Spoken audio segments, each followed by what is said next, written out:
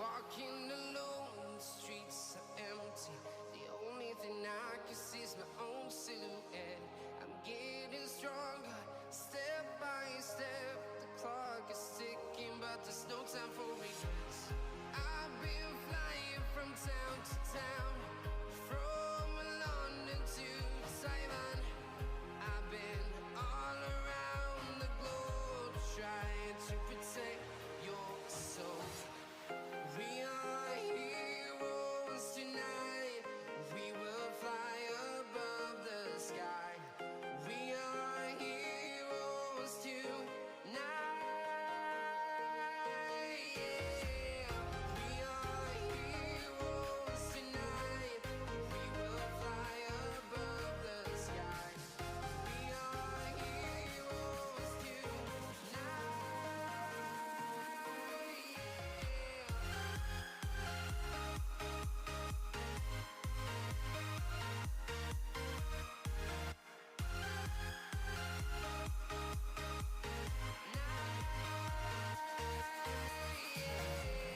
Feel like a dynamite, ready to explode right up in the sky.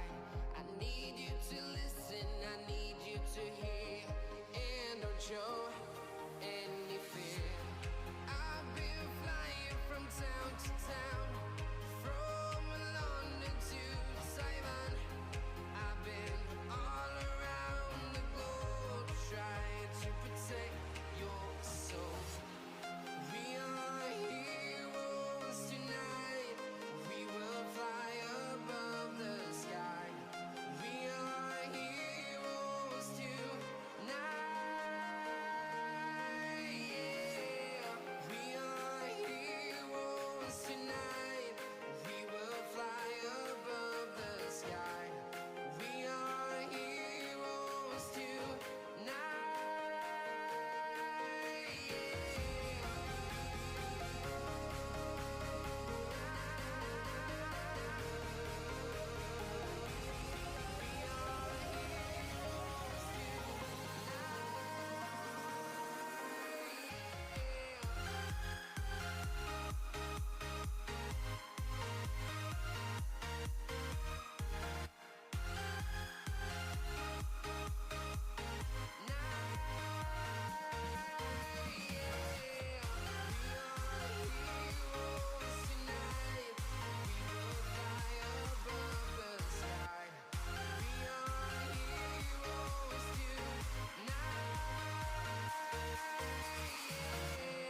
I've been flying from town to town, from London to Taiwan. I've been all around the globe, trying to protect your soul.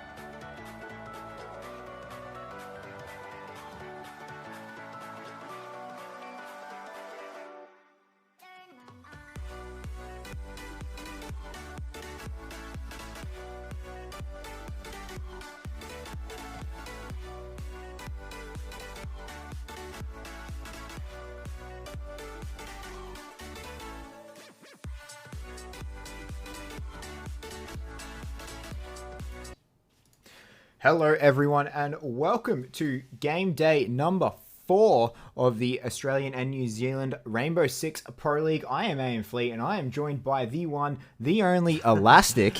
How you going, mate? You've hyped me up a lot there. I don't know how to feel about that. Yeah, anyway, we're here, day 4, as you said. First match, Athletico versus Mindfreak. Yeah, this is going to be a very, very tough match. It's going to be a very big match as well. You know, these are two of the top teams in the ANZ region clashing it out, both probably in the top 4. Mindfreak, they are the best team in ANZ. Yeah. They are the team to beat. Not only the best team ANZ, top 8 in the world. Yeah, you know, they went to the quarterfinals of the Six Invitational in Montreal. So, you know, very, very strong team. They have, of course, made a couple of changes to their lineup. They have. We'll see soon enough. But right now, rumor on the street is that we've got Neophyter who's been picked up by them. He used to be on Athletico. Yes, he would. So this is going to be very interesting for him. Neo swapping sides on this battle. Mindfreak have, of course, taken out Kings. Kings he moved to SYF Gaming. We saw them last night. They got taken out by Zero Gaming in what was a hell of a best of 3. Oh, yeah, it was. And if you haven't seen that, make sure you go watch the VOD after this match. Well, after this night, sorry, should I say. But, yeah, Neophyter coming to join MF. That's a very, very strong fragger on an otherwise very strong team as well. Yeah, it certainly is. I mean, I'm going to have to wait and see. And because we saw Kings was doing amazingly on SYF, I want to see if Neo can fill his shoes that well. Because I don't think he was performing that well for Mindfreak. No, well, he was a supportive player. He was. He was playing a very supportive role. You know, he was droning a fair bit, and he was on top of all of that. So, and he's moved into a much more of a fragging role in SYF. So we'll have to see what role Neophyter played, because Neo played a very frag-heavy role in Athletico. He wasn't an entry fragger or anything like that, but he played the Blackbeards, and he played the Glazes, and he played those frag-heavy operators. Yep. Whose job is to get those frags. So it'll be very interesting to see what role he fills in Mindfreak here, and exactly whether or not they're going to be shuffling around the team's roles in order to fit him in, or whether he's coming in to fill the supportive role that Kings was. Yeah, I wonder if they are going to shuffle some roles around, who will be playing the support instead. Because I know that Rizraz and Lusty in particular is an insane fragger, so definitely going to be interesting to see what they've got there. Yeah. On the other side of the coin, though, we do have Athletico here. Very, very strong team. They did win the very first ANZ Cup. Yep. They got into the top 4 of the last Pro League we had. They unfortunately got knocked out by, I believe, Corvidae in that semi-final. Yep. And now they are, here taking on Mindfreak on their first match of the Pro League. This is probably not who they wanted to come up against first. However, you have to play the cards that you're drawn, and with Neophyter being taken away from them, they filled in with Uni, I heard. Yeah, well, I mean, we'll have to wait and see them. It looks like the match is going to start very shortly, but right now, I think we're going to head into it. Yep, here we go. We have got the very first match of Mindfreak versus Athletico. This is going to be a good one. Yes, it is. We are on Bank. This is a good match for both Athletico and Mindfreak. They know it very, very well. Both are quite experienced in dealing in Bank, so I suspect we're going to see a lot more of that Lion Jackal combo. Yeah, and right there we can see Mindfreak. They have got Neo. He is a confirmed pickup for them now. We can see, and we can see Uni as well on Athletico. Yep, Uni coming across from Verdict being picked up, joining Athletico. Uni's always been quite a strong player. He's always been a very strong IGL. He's been a good coach. He's very good in that sort of respect. So it'll be very interesting to see whether or not Uni's taken up almost like a secondary role to Todd for the IGL. Because Todd is one of the most experienced IGLs in our scene. Mm-hmm. I can see this getting a bit confusing with an Athletico player on Mindfreak, a Verdict player on Athletico. So, yeah, you got to help everyone out in chat if people start getting confused. But, yeah, now, he's going to be on Echo. Echo, he's a supportive player, but he's got some really good guns. He's got some fragging potential as well. Yeah, but the MP5 SD, it doesn't do an awful lot of damage unless you can land those headshots. It's an absolute laser. Yeah, and that's the other thing, is it's got 0 recoil to it. So I really do think that that's a good pickup for Neophyter. It'll suit his playstyle spectacularly. He'll be able to land those headshots after headshots and just be able to take people out when he needs to. Yeah, it's got Nakog as well, and I'm just noticing Lusty on Legion. Lusty is an amazing Legion player. I've seen a ridiculous amount of clutches from him. Anyway, on the flip side, though, we have Uni on Verdict. He's on Ying, which is she's a very supportive player on generally the planter. Yeah, so either that or the Thermite. We see Silex at the moment taking that Diffuser as well. So I suspect we're going to see a very standard push here from Athletico. Athletico aren't the team that does anything too crazy. I expect they're going to be, you know, taking a top-down push, clearing out those roamers. They'll run into Lusty. He will probably be our first point of contact here. Depending whether or not he decides to take the fight or leave the fight will be up to him. Yeah, he's just jumping around on the stairs right there. Looks like he's been droned, and he is just going to head on out of there. Probably the smart choice. Derpe he's on Lion right now. Yesterday we saw a very high pick rate for Lion. Yes, we did. We saw him every round except for 2. We saw a Lion, so that trend will probably continue. He's going to be on those goo mines, feeling safe enough. He's actually going to take it out, though. But from here, Athletico are going to be blowing up those hatches, and then Thermite's going to head down into the server and try and take out those server walls so they can start getting these plants. But, you know, just over halfway through the round left, and they're going to have to start getting rid of some of this utility. Both a Smoke, a Lesion, and an Echo. Like, that's a lot of denial, plus a C4 from Mirror. And if you want to add that in, the goo mines as well. Yeah, there's a lot stopping there's a lot stopping Athletico. It's already confusing me. There's a lot stopping Athletico from entering that server room. It's going to be interesting to see how they do it. Emo, he's going to be opening up this wall a bit more. Mindfreak tried to slow it down. You'll always see the suppressor on Emo, and it's just his character trait, I guess you could say, and I like it. He popularized the suppressor in the ANZ region. He's played it for years with the suppressor. When I asked him about it one day, he said it so no one knows where I'm wallbanging him from. That was his response. Yeah. It certainly makes sense. That's definitely the playstyle you'll see from him. Although I'm just noticing, you've got Neo. He's actually positioned in the garage right now. He knows no one's pushing him, and he's got some interesting holes in the wall here. I think they're going to be able to get the default plant spot from this, where Silex is going for it right now. Smoke's not getting him. C4, though, from Magnet takes him out. I was really worried about that for a moment because the smoke wasn't getting him, so I had to throw out the panic C4. They do manage to get it, though. However, Uni's going to be down. Neophyte is going to pick up the kill credit for that, so that's a 5v3 now as Emo's actually going to go down, and this is aggressive as Derpe is going to take out Magnet. Lusty will take out Todd, and Aces will finally take out Emo Rin with that smoke grenade, so it's all up to Derpe, who is on about 30 health right now. He's got 4 members of Mindfreak to find, and I don't really like his chances here, Elastic. No, I think this is going to be a very short round for him. My guess is Aces, or no, Rizraz is going to take him out. There we go. Derpe falls in a very convincing round for Mindfreak. Yep, only one of them fell through a very, very strong hold. However, you know, this is the site that defenders are meant to win. Yeah, I'm not surprised by this at all just yet. I was just saying, and you saw the amount of utility Mindfreak had to slow Athletico down, and really, they just ran out of time. It looked like Ying dropped from the hatch. I'm not entirely sure what the goal was there, but she might have been trying to provide a distraction while the plan went down, but really it all just fell apart very quickly for Athletico, and I mean, we saw it. I'm just interested in that angle Neophyte had from Garage. I wish we got a better look at that, because it looked like he might have been able to hit the plant spot from there. Yeah, he probably could have been. There was a couple of very nice holes for him, using that ACOG to its full effectiveness. However, at the end of the day, it didn't really need to come into play, as Mindfreak just tore all over it, and we saw particularly... I think it was Magnet get very, very aggressive up into them. Or it might have been Rizraz, actually. Yeah, we were talking about Neophyter and what role he'd play. He's on Blitz right now. So, you know what role he's playing? I'm going to run in there and kill everyone. That's a very good role. Lots of teams like that role, and I think Neo is as good as anyone for picking it up. It's very. I think this is our first time seeing Blitz. We're actually not seeing it paired with the Finker. We've seen, you know, a lot of videos and stuff online, and a lot of people whinging about, you know, the Blitz Finker combo coming out here. But, you know, we're not going to see Mindfreak pick that up. They're also ignoring the Jackal, so taking just the Lion. So it's a little bit weird to see almost 2 halves of 2 different combos. Yeah, talking about Finker, I think she's really got a big negative on this map in the fact that you are quite often pushing for a plant, because there's designated plant spots that teams will always go for. And Smoke is generally the favored operator for denying that.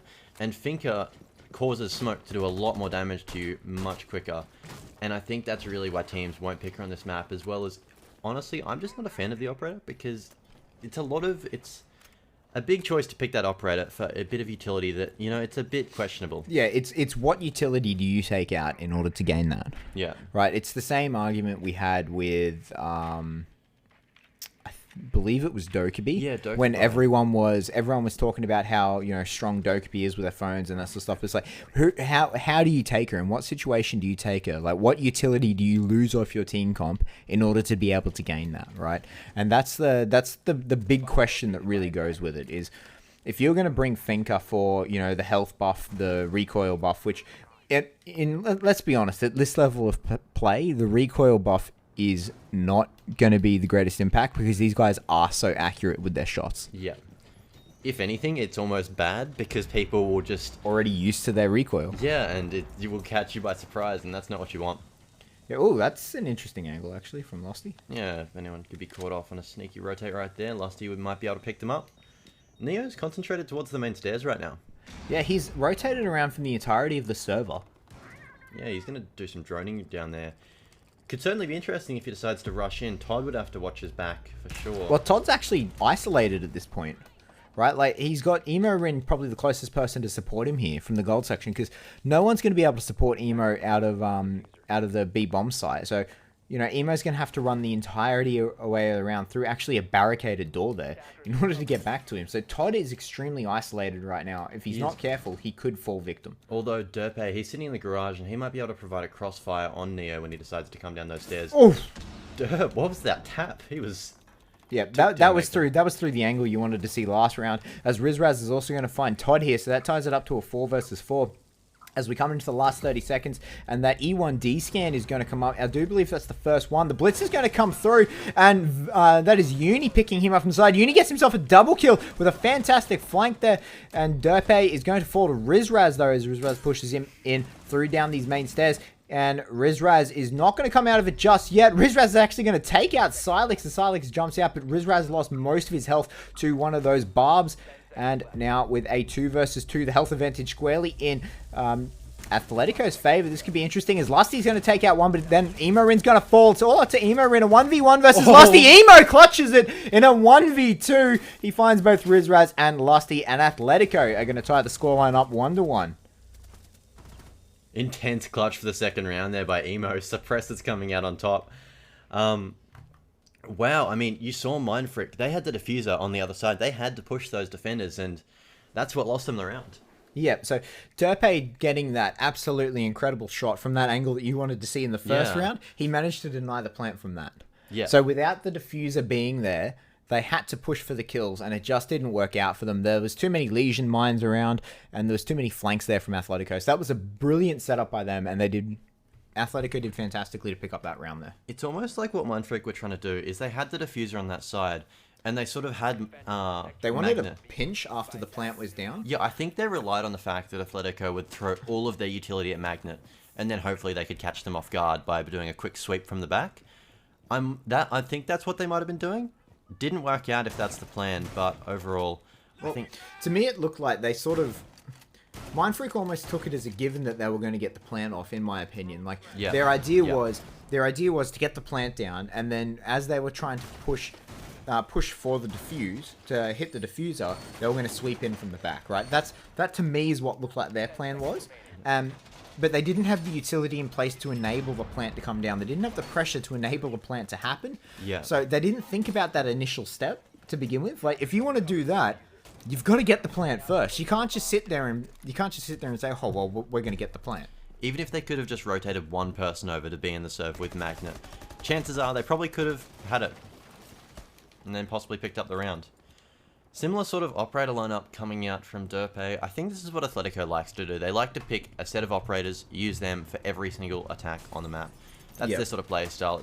No risks associated with that play style. Yep, it does have risks associated with it because it doesn't allow you to customize a push. Like you don't get.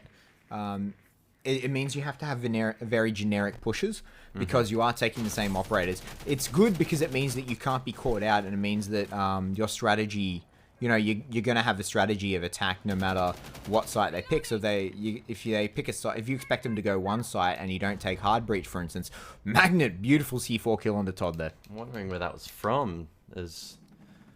Oh, that was someone hopping into open area, interestingly enough. I think Silex has made a smart choice as they're trying to flush out the roamers upstairs, and opening up this wall is going to provide a lovely sort of angle to start flushing them out. You can see Aces is already having to back off and gets tagged up a bit by Uni. Lusty trying to get a repeat there, but it's not quite happening. The E1Ds are coming out, and we're getting, is that 2 scans coming off? Just 1, sorry, plus a roam, plus a drone scan. Derpe pushing up this lobby stairwell. He could potentially get pinch off here as Neo is going to take out his former team member of Silex. Derpe is going to take out Aces on the rotation back, though. The second E1D is going to come out. They'll only leave him with the final one. And now there's 2 people sitting in that open area that Derpe needs to be very, very cautious of. Rizraz is going to get the peek. He manages to win the gunfight there using that extended barrel. Gets all the damage onto Derpe. He is. Looks like Emo's going to run into Lusty in just a second. Oh, looks like a bit of a glitcher or something right there as Emo takes him down. Yep, Lusty does not look in the right way, and Emo making him pay for it with his life. So that makes it a 2 versus 3 here in favor of Mindfreak. Uni, though, he's going to start throwing these candelas. Just wants to make sure that no one's behind that desk by the looks of it. And that's a peek onto Magnet. He's not going to get it. Tries to play a little dance with 2 of them shooting through that wall. I really don't like Uni's chances right now. And, Emo comes in for the save, though, and will take out Rizraz from the long haul. Magnet will take out Uni. Emo gets himself a 2nd for this round. Actually, that's his 3rd for this round as Magnet drops. Now it's a 1 versus 1. Both are on full health. Neofighter on this mirror versus Emo Rin on the Zofia. That's it. And right now he's going to do a bit of last-minute droning, try and figure out where he is. He's seen him, and now he's going to try and go for the frag. I think there's not going to be enough time for a plant. Neo. He saw him on the ground. He's not going to go for it, though, and that's going to be won by Neofighter as Neo's patience pays off there, and Emo Rin just doesn't quite know where to look. Yeah, Emo really backed himself into a corner there. There was only one way for him to get into the bomb site, and that was all Neo had to watch. Excellent job. Little spot that would have been very hard for Emo to land those shots, and just worked out well for him. Absolutely. And, Mindfreak now 2-1 up. All these rounds have been very, very close, though. Yeah, certainly. It's all defending rounds 1 so far, so chances are we might see that from Athletico, but, I mean, things could change. We're going to be seeing the Archives bomb site. That was the site that Mindfreak just won. You saw Bank a bit yesterday, and every single time we had some sort of roam game upstairs, whether it generally hasn't worked out for any team. We saw, quite often Lion being used to just absolutely... Yeah, the Lion Jackal combo. Yeah, people. Which ironically we actually haven't seen this match yet. Yeah, we haven't. We've seen Lion and Ying. Yeah. Lion and Blitz. Yeah, but the Lion Jackal that was so devastating to I think it was the Zero Gaming and did they play Bank? Did they Zero and SYF? I'm not entirely sure. No, it was the first match. It was Darksider versus Tahoot. Yep, that's Darksider was using it to absolute extreme effectiveness in demolishing Tahoot. Yep. It was, Darksider was just annihilating Tahoot with it. So, I'm very interesting to see that we're not seeing such an effective strategy picked up by either team right here. Yeah, I mean, I'm not going to fault them. It seems to have been working out and clearing the roam game. From there, though, it seems like teams are struggling to push onto the site. Yeah, well, they're clearing the roam game by pushing the roamers back here. It's only really the last round that we saw the roamers actually get pinched and killed. Previously, we've seen all the roamers manage to get back to site safely, right? Yeah. So, whether or not we can see the same thing from Mindfreak is what Athletico just did to them to see if they can't get these roamers off, because we do have, I think, 2 people upstairs. Yeah, well, let's take a look, and it looks like for Athletico, they will be opting... to have Silex by himself in this cupboard. He's got a lot of... He's got that hatch to escape. He's got a castle barricade at his back. He's really self-contained. Yep, he's very, very strong right here. So he's got this mirror to play with. He's got the... He's got the 2 reinforcements to his left here. And there's no real reason for them to... There's no real reason for them to spend Habana Palace to try and flush him out here. In my opinion, they should be trying to take him from through the castle barricade. Yeah. Spend the time. Oh wow, those smokes! Actually, that's very intelligent. And Silex is actually going to peace out as well there. Yeah, and it looks like he won't be scanned by the E1D, which is exactly what he wants. They're still going to think he's up there, and Neo is going to have to spend a lot of time punching open this barricade, trying to flush him out. Yep. I was going to say, they should just spend the time smacking it out, but... Oh, he's still smoking up there. He's trying to bait them. I'm pretty sure they've droned it out. Well, I mean, I'm pretty sure they've put a drone in there just to drone it out to realize that he's gone. They must have, because Neo's walked away. He's not too concerned with it. They look a bit confused, though. Like, they're not sure if the entire top floor is clear. You saw Neo was trying to spray under that desk. Check that no one's there. Not entirely sure. Emo, though, takes down Magnet with that C4. We've seen a lot of C4 kills so far out of this game. Yep. I think there's been one every single round so far. And it's great to see such good uses of C4. So long C4 has just been basically a denial tool.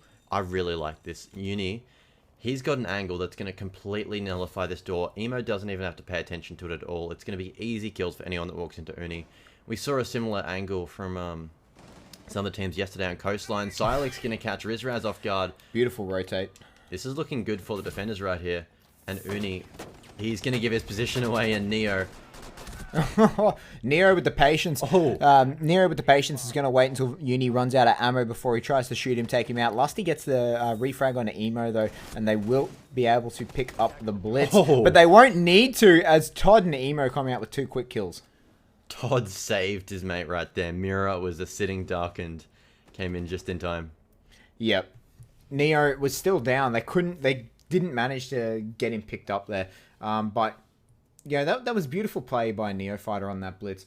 Being able to have the patience to sit there and wait until the person shooting at you runs out of their ammo before you get aggressive on them. He had full angles on him, so he didn't have to worry about. Yeah, he knew something was wrong when he walked up that hatch. You saw him keep looking down through it. He knew that the something barbed was wire up. was too obvious, in my opinion. Yeah, it's definitely breaking open that hatch. It's good for limiting how the sort of range of area that the attackers can walk through to reach that point. And I think that he really noticed that, and it got him that kill. Yeah, and I would argue that if he didn't have the barbed wire, he wouldn't have thought anything of it and just walked straight through. Yeah. Most likely. I think it was. I do strongly believe that barbed wire gave his position away. We're seeing Emo hop on Jackal. We were talking about this before. Jackal and Lion. Yeah, this is the first time we've seen Jackal in this matchup, so it'll be very interesting to see how effective they're going to be. It was devastating yesterday in the hands of Darksided. Yeah, it was every team that ran him. Yeah. It was even quite a common Tahoot combo. adapted and picked him up, and they were devastating Darksided with it as well. So, it's going to be very interesting to see what Athletico can do with it. I'm actually surprised that Mindfreak haven't picked it up. Considering that Mindfreak are generally, leaders in innovation within ANZ, they try out a lot of things. Some of it doesn't work, some of it does. But I'm very interested to see why we haven't seen this Jackal-Lion combo.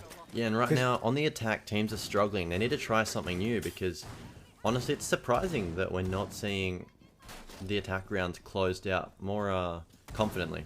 Yeah, so we've only had defensive wins so far, and I think that this is what this Jackal pick is going to be for. If we can get these picks, if we can get these frags, we can end up winning the rounds. Because at the moment, I don't think we've seen a single plant happen yet. We saw Magnet try and go for a plant, but it didn't work out too well for him, as you said, and something needs to change for attackers to make a difference in how rounds are going. Yep, and there is the power of Jackal. Now that they know they have full control of site, they know no one's upstairs because the only set of footprints upstairs is going to be Legions and Lusties all the way down in the basement. If I had $1 for every time Emo ran a suppressor, I'd be a very rich man. I think we all would. Yep. So right now it looks like we're seeing some server pressure from Athletico, Silex and Emo. They're ready to push in. Right now their biggest struggle is going to be Neo. Absolutely, it is. Neo with... I really like this angle. I'm not sure who found this angle, but both teams are running it, hey. And this just seems so strong. This is a beautiful spot for an Echo to play from. And it really makes you have to try and take control of that garage before you can take control of this. Before you can go into the normal plant spot. This will eventually force teams to come up with another attack and another plant spot, in my opinion. Yeah, we saw Todd just starting to do some droning into the garage. He didn't drone too far in. And he sees that someone was sitting on the camera and it looks like he's going to choose not to push it. Rizraz takes out Emo with that C4. Silex is going to be all alone in that server, but we have got Uni on the hatch above. Is that going to be enough to cover him? 45 seconds, the Candelas and the smokes are coming out. And, you know, there comes the E1D, but these smokes are coming out. Silex is going to run straight through that smoke nade. He looks like he's going to try and plant behind the bomb here. Uni on the cover upstairs. The C4 comes out. It's going to miss because he's not there. And he does finally manage to get the plant down, but Todd will also take out Rizraz. So that makes it a 4 versus 4 with the plant down. Yep, first plant we've seen. Is it going to work out for Athletico? We'll find out in just a second as the defenders are beginning to go for their retake. Yep, they've got control of site. Aces is going to be moving up. He's getting a long arm defuse here. They have to go for it. Silex is going to disrupt it, though. The E1D comes out. Todd will take out Magnet. Lusty gets the refrag onto him straight away, though. That makes it a 3 versus 2 in favor of Athletico. And make that a 2 versus 2. But no, Lusty's going to take out Uni as well. So that makes it a 1 versus 2 here. The plant's coming down, but it doesn't get stopped as Lusty is going to take it out. Do they have time for the defuse? Yes, they will. And Mindfreak managed to get the retake. A promising attacking round just got shut down right there. I mean, I thought for sure that Athletico had that. Yep, I thought we were going to have it as well. But, you know, we ended up getting picked up here. Mindfreak managing to take that managing to take the retake very, very well. And, you know, they didn't even stop the defuse. I think it was Neo going for the defuse, and Lusty was on covering him, and, you know, he had full confidence in his teammate to cover him. He didn't stop the defuse, despite being pushed. Yeah, I think it was a great play to be able to recognize that someone needs to start defusing, because we've seen all too often that teams, you might be in that 2v1, and people will be confused because they don't know. They want to make sure that someone can start defusing, but the coordination and communication just isn't there. Really good that Neo and Lusty had that, and that Lusty knew to cover, and Neo knew to defuse. And you saw how well it worked out for them. 100%. So, you know, it almost takes me back to Hysterics defusing on Clubhouse at the Invitational qualifiers, where he was in a 1v downed, and he stopped the defuse, and it cost them the round. They ended up winning the game anyway. It's going to haunt him forever. Yeah, it cost him, you know, he's forever going to be known as the guy who stopped the plant in a 1v nothing. Yeah. Stopped the defuse, sorry. So, full wall removal, actually, that's interesting. Yeah, it's going to be able to give them a lot of angles to toss smokes, because I've seen Silex sitting all the way back in the B-bomb site, throwing some smokes up through the wall. You might see that. It's just going to be a full big angle by the looks of it. Yeah, and there we go. I wouldn't be surprised if he was opening that up so we can throw a smoke all the way up, land over here-ish, and deny the plant. I hope Mindfreak can work to get a plant this round, because I want to see an attacking win. Because Athletico got so close. Like, honestly, it was a 4v4 when they got the plant down. It was just nice execution, but Mindfreak with the retake. Yep, and, you know, I think Mindfreak have probably got the popular vote. They've always been the most popular team in ANZ. Yeah. You know, coming over from Xbox, they brought all the Xbox fans with them, because they were just so dominant on Xbox. Even though they had a slow start on PC, they eventually ended up catching up and, you know, just crushing the competition on PC as well. So now they've got fans from both the Xbox and the PC scene here, so they are definitely the most popular team in ANZ. And internationally, I'd also point out. Yeah, well, you know, they did win themselves some international fans after their performance at the 6th Invitational. But right now,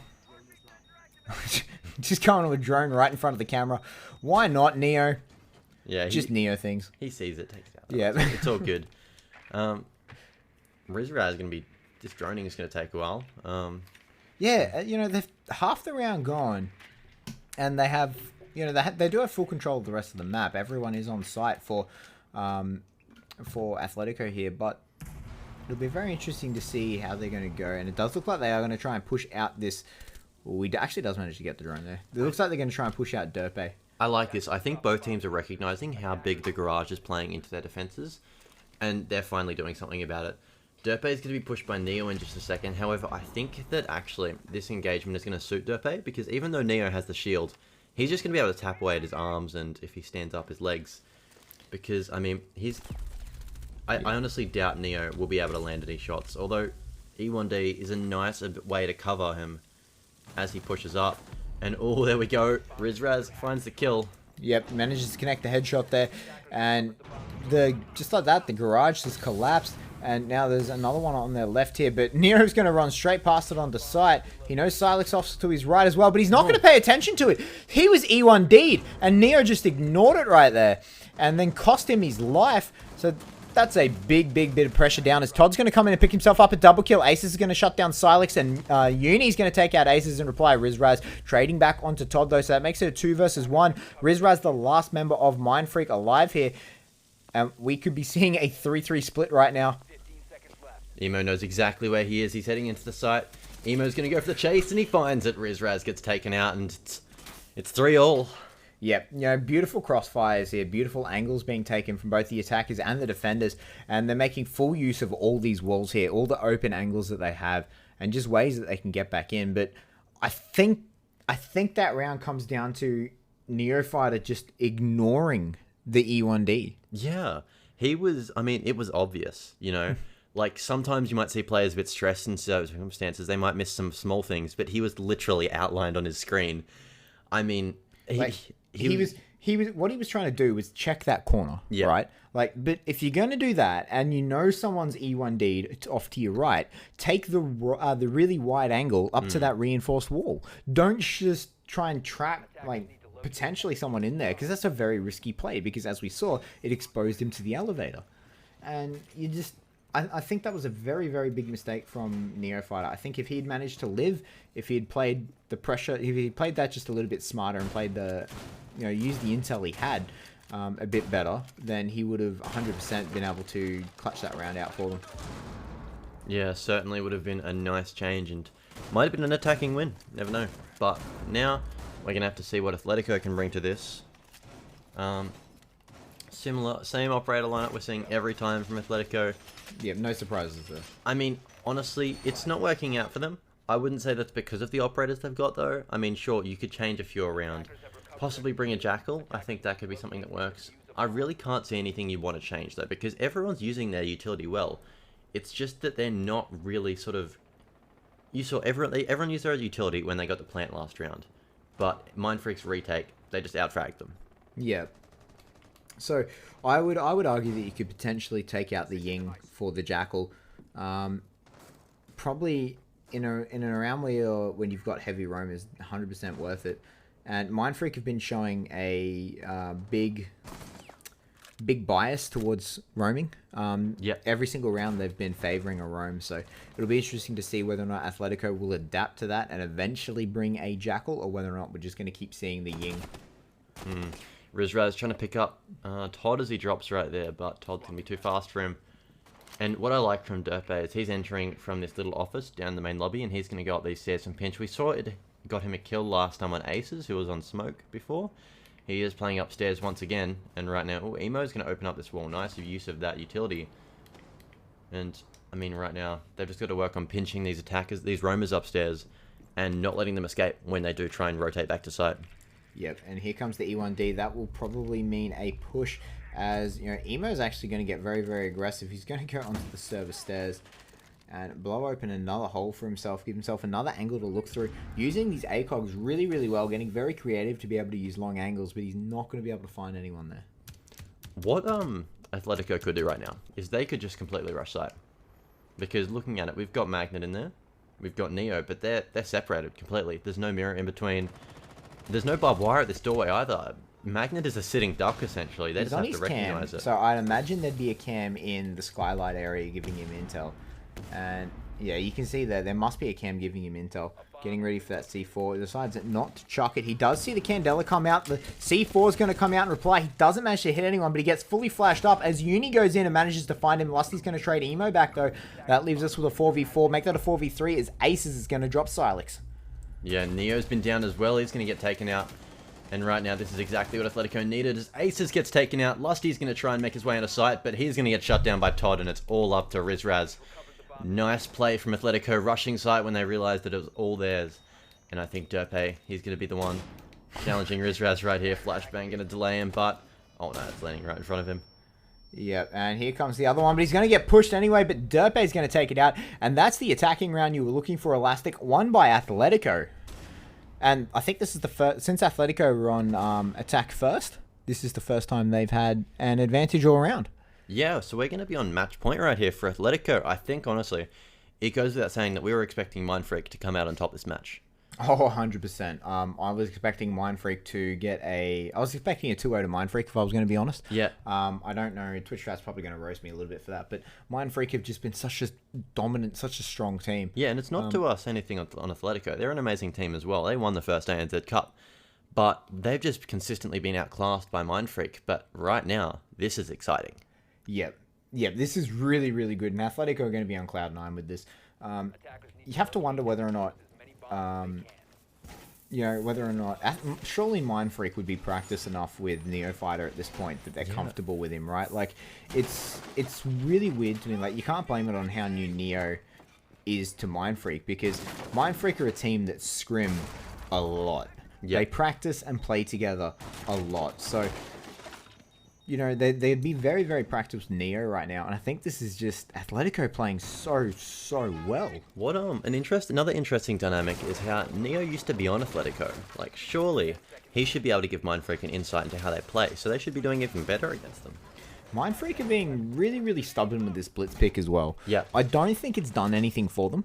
Yeah, it's really not been a standout at all. Yep, I would question the use of utility being taken from Neofighter on blitz. Whether you could be, you know, Neofighter on Thermite, Neofighter on, what else could you bring in? Jackal. Yeah, so many different options. Even a Blackbeard. Neo's great Blackbeard player. Yeah, that's it, right? Like, Neo is the Blackbeard player of ANZ, right? Yeah. Probably the Blackbeard player of the whole of APAC. You know, so... Yeah. And I make that call quite comfortably. So, you know, it's very interesting to see Neo... I guess Blitz fills a very similar role, but... It's just not working out for them. It's not effective. Yeah, I mean, certainly, honestly, I think I agree with you. We need to see some sort of change on that blitz, because let's have a look at the scoreboard.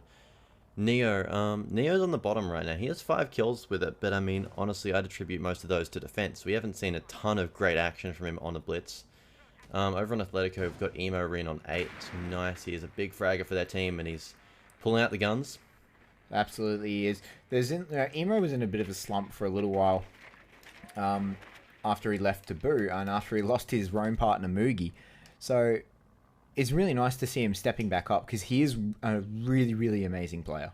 I'm pretty sure Mindfreak just droned past Silex. He was sitting behind this couch over here, and we saw the drone just go right past. So this could possibly be interesting, because Mindfreak, they're just running around this top floor right now. Aces, I think they've missed him. I think they've missed him as well. It'll be Neo's actions are going to describe how they feel about him right now. At the moment, he just doesn't seem to be worried. He's on his drone. They don't know he's there. 100% right now, they don't know he's there. He's looking down. He's not focused at all on their floor. And yet, Mindfreak have made the rotation down. This could be big. So it will. So Silex is... They suspect he dropped, because he dropped last time. And if they had a Jackal right now instead of a Blitz, they would know exactly where he is. Yeah, it's a nice mind games from Silex. He's forcing them to predict something, and they can see Todd. He's going to be tagged up, but unfortunately for Neo, it's not going to be enough to take him out. Yep. That pistol buff damage coming in strong with a couple of leg shots, but I mean, Neophi, they've actually found Silex now, so whether he moved or he was droned out, I'm not entirely sure, but, you know, they managed to find him, and they forced Derpay to move out of there as Rizraz trades back onto Imorin. Derpay's going to trade him back, though, straight away. Aces, though, walks in, gets himself a double kill. He goes for the triple, and he finds it, and Aces is going to take that out there with a nice triple. Excellent 3 kills right there from Aces. Running in, everyone's flashed up. Mira can't do anything, and a bit of a potato at the end. But, you know, he got it. He got it. Bit of a potato, but, you know, Mira can't see him right there. Totally flashed up, so it's all right. If you're going to potato at any point, that's probably a good point. It's probably just a good time to plug in the mouse and keyboard now, Aces. You can put the controller away. Anyway, so that's 4-4. Another attack win. Yep, we're on overtime. Match number 1. We're on overtime. I am really, really excited for what this could potentially mean. This is already overtime. 8 rounds on the first map. That's promising. This could be a big series. Yeah, we could be going all the way. 11. I want to see 33 rounds. I remember in I can't remember which Pro League match it was. I remember they had flip-sided in it. Now SK Gaming. It was a full match of 6-5, 6-5, 6-5. Yeah. There was 33 rounds. It was the maximum amount of rounds. I want to see it as well. Yeah. If we can get 33 rounds out of this will be fantastic. If we can get 33 rounds out of this, that will be spectacular. I'll get my Go4 credits in the mail. Thank you. Just send me Aquas. It'll be right. Yeah. He doesn't need them. Anyway, similar operator lineup from Atletico once again. They change it up on defense a bit, but ultimately I think they've got a good pick. Yep. So I do. It'll be interesting to see how this is going to go. We saw only 2 attack wins, so we saw 6 defensive wins, and the 2 attacking wins came in at the very last second. On this ground floor side, both teams have been pretty solid on their defense. 100% defense wins on this ground floor side. So you'd almost say that this favors Atletico, but they're gonna have to defend somewhere else next round. And I mean, it worked out for them once. The Tiller site worked out for them not so well the next time. And yeah, so I mean, it's gonna be interesting how this coin flip turns out. Yeah, I would like to see something different from Atletico on their second defense. So presuming that they're going to win the defense here, and then Mindfreak are going to win the defense on the next round, I'd like to see something different from Atletico. Yep. Neo swapped off Blitz. Yes, he's obviously been unhappy with what he's been given, like what he's been doing as well. Or maybe the call was from Magnet that Blitz just wasn't really doing anything from them, and now they're going to be taking a Thatcher instead. I'm not exactly sure why the Thatcher was picked. Like, you've got some Legion Mines, sure. You've got a Pulse as well, but I mean, realistically, I don't think it's going to make that much of a difference. Yeah, I mean, the Thatcher's going to be nice to clear out. Like, you might get one or two Legion Mines with it. You'd be able to shut down the Pulse scanner for a little bit, but I don't think it's going to be that impactful. Like, you're not taking away bandits or mute jammers or anything like that. You're not clearing away utility here. You can still... He's looking for the Legion Mines. Yeah, he's looking visually. for the Legion Mines. So, that to me says they're not particularly worried about it, as that C4 is just not going to happen. And yeah, right now, Mindfreak, they're in a solid position in the server. They've got a lot of people ready to cover for them. Hatches, you've got Aces and Rizraz up there. This is a good position from Mindfreak. I think we might be seeing a plant down. Yeah, there's no one in the garage, though, to deal with Derpe. Yeah, and he's going to be left alone there for the rest of the round. So he's going to be able to cover off the diffuser from that long angle if the smokes fail to do it, which Silex, a very, very practiced smoke, I don't think he's going to whiff any of the smoke nades right now. E1D coming out, Mindfreak going to try and do something. They're going to run straight through it, though.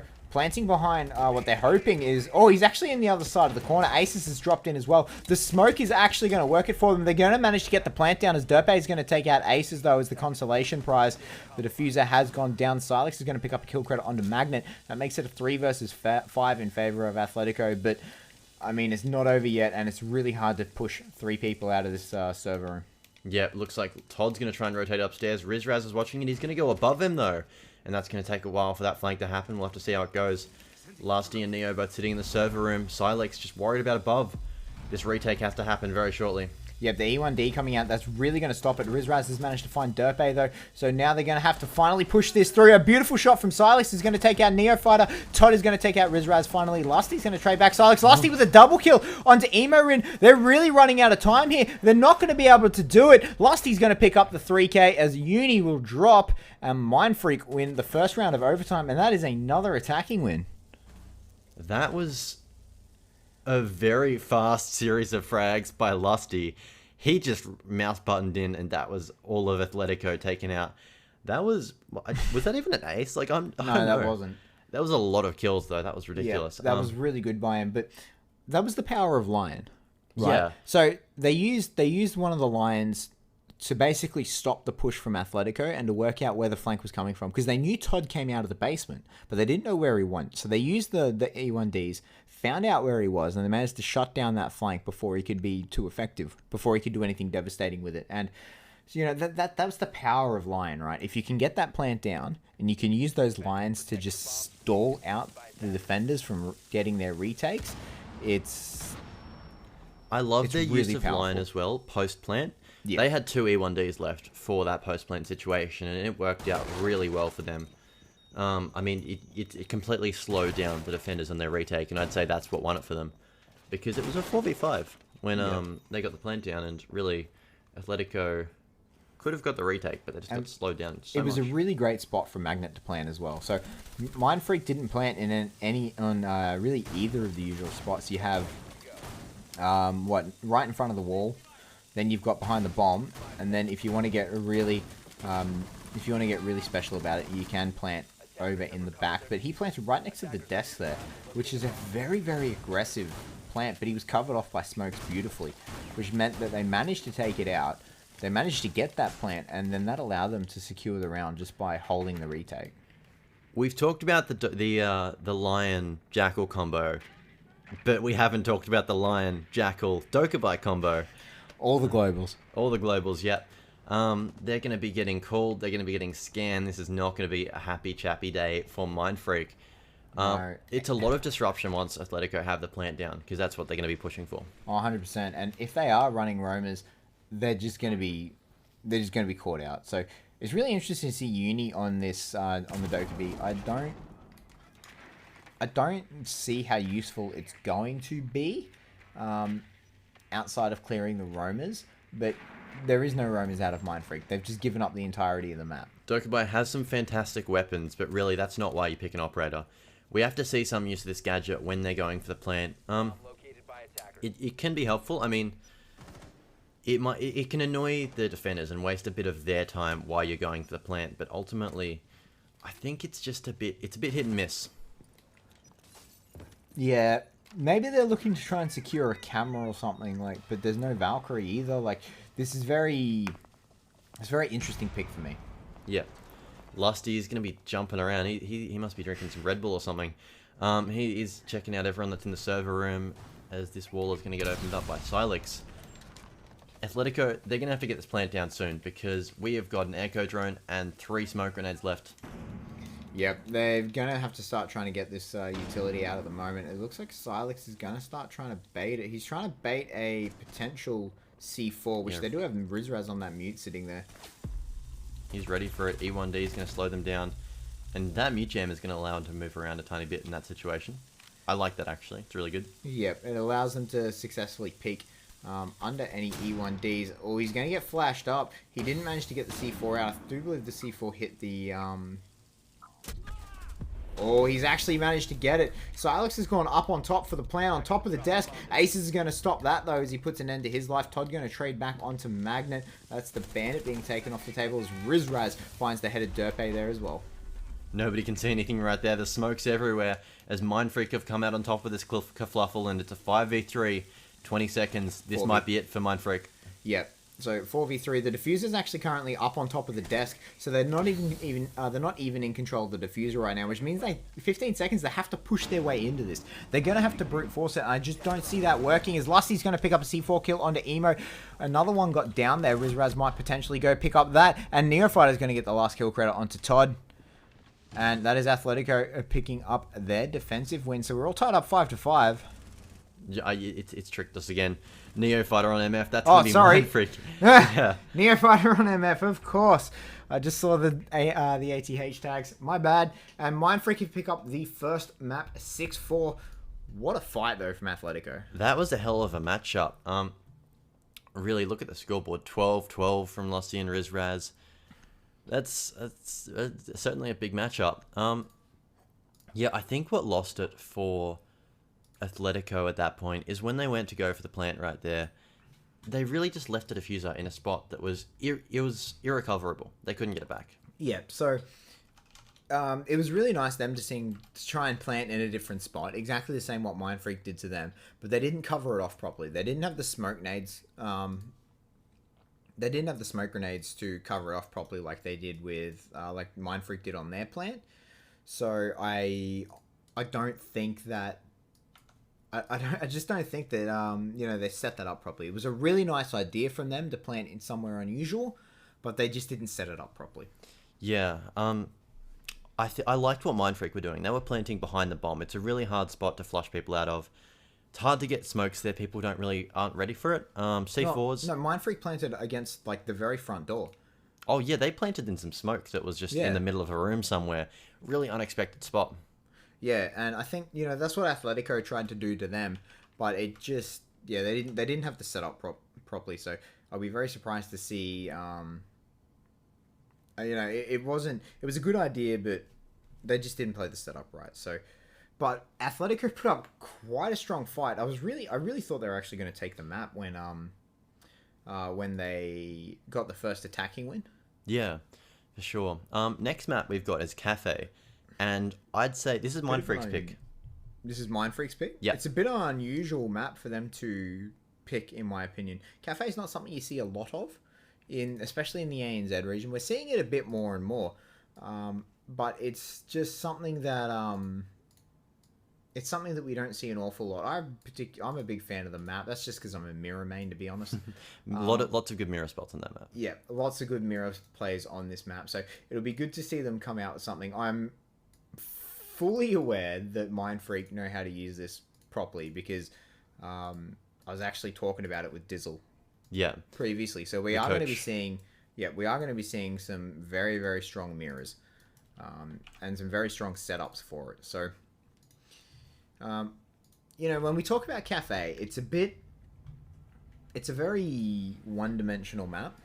Yeah. In a lot of ways. So it'll be very interesting to see why Mindfreak have picked this, because they don't like doing things the conventional way.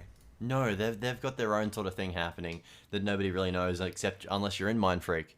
And so we don't know what to expect right here. Neo on Blitz, once again. I think it's probably a better operator for Cafe than Bank. Yes, I would agree with that. There's a lot more narrow corridors that Blitz can make use of. He can trap people in to a couple of rooms and a couple of places. So I think Blitz... And it's a bit harder to get a flank off under the Blitz. So I do think this is going to be a bit of a better map for it. But we're still seeing this Lion. I was actually interested to see whether or not we're going to see the Lion on this map. Yeah, because Cafe is the sort of map where you have to fight for every single inch of ground. You don't enter the building until you've cleared people out. On this top floor, first point of contention is generally either piano room or the drop from the skylight, red stairs. Red stairs is probably the safest place if you're an attacker. When you split the game into 3 minutes, right? You've got the early game, which is the first minute. Yep. You've got the mid game, which is the second minute. And then you have the late game, which is the third minute. I'd say the first minute, it's for droning and getting to the building. It's just simply getting to the roof of the building. Yeah. Right? Like that's in your first minute, that's your only objective. If you can do it in 40 seconds, you're on good pace. Yeah. Because there's a lot of spawn peaks. It's actually half the battle is getting to the roof of this building, right? So if you can get your entire team up on the roof in 40 seconds, you're doing very, very well. And you can see a window actually open there as well. Talk about spawn peaks. Well, it could be a camera as well. Uni is upstairs, though. I'm not too sure. Maybe. Mind games. 100%. But you can see here they're going to get up there in just under that 40-second mark with a couple of them. But, this isn't the rest of it yet. And now they're going to start the droning here, as you said. And, coming into this second minute here, they're going to have to start finding some picks and then committing to an entrance. Because this is the second minute here. You have to commit to an entrance as a team. Yeah. Right. So first minute, droning and getting to the building. Mm-hmm. Second minute, hopefully some early frags and finding out the flaws in the defense where you want to push, where you want to enter the building, and then starting to execute that. And, you can't really split your resources up too much on this map. You sort of have to take from one direction, put all your resources in it, and just sort of push your way across. So it'll be very... And you can see here, it looks like they're going to commit fully to a red hatch drop here. Using that Blitz, I'm not surprised of that. It's a very good spot for Blitz to drop down and start his push from. Yeah. And then in that third minute, what we'll typically see is the full execution of either a plant or just a storm onto site. And that's how that third minute will go. And then hopefully step 4, profit. But, yeah. It's really difficult on a map like Cafe. I'd say it's a bit more defender-sided just because of this whole... how hard it is to find ground in the building. Oh, absolutely. And the Legion here on Silex is going to be the first point of contact. He's already taken a little bit of damage. He's over behind the minibar. Yeah. Lusty's going to have to use the Savanas on this wall, which are currently muted off, so Ace is going to have to go on the rappel. Is that a bent? That's a mute, yeah. Yeah, he's not going to be able to hit this from the window. Yeah, so it's very, very well placed by them. And that means they won't be able to push through as they want, which means they're going to have to find an alternative entrance here as we come into the last minute of play.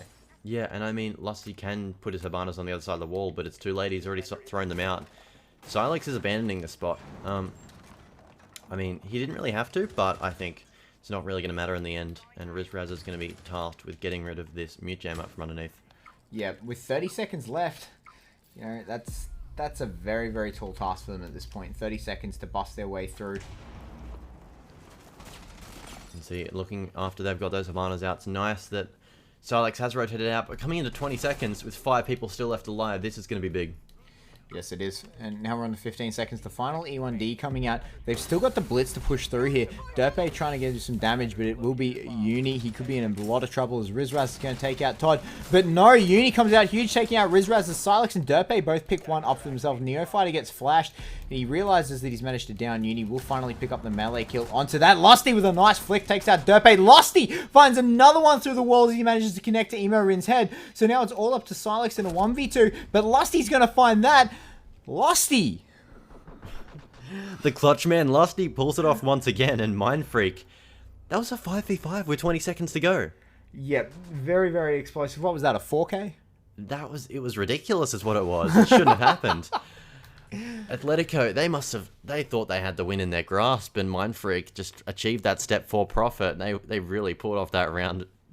A round that they shouldn't have pulled off, really. Yeah, I don't think they should have won that, but, you know, especially since Athletico got the really nice early hold off. They picked up a couple of early kills, but then, you know, they just sort of fell apart then, as Lusty just took matters into his own hands. So if you bring up the scoreboard, like that was the first round. Yeah. 3K for Lusty, okay.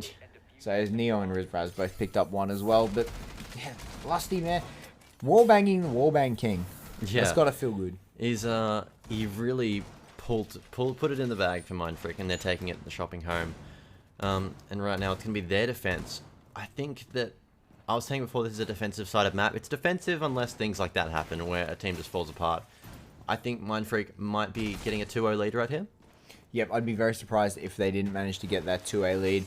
But it's very interesting that Mindfreak, they did manage to pull that off so successfully. Like, I did not see that coming. Like, everything was there for Athletico's success. It's just Mindfreak just got the better of them, and these cams are going to go out. Common one we've seen on the roof quite a bit. Yeah, that's becoming a very, very common one right now.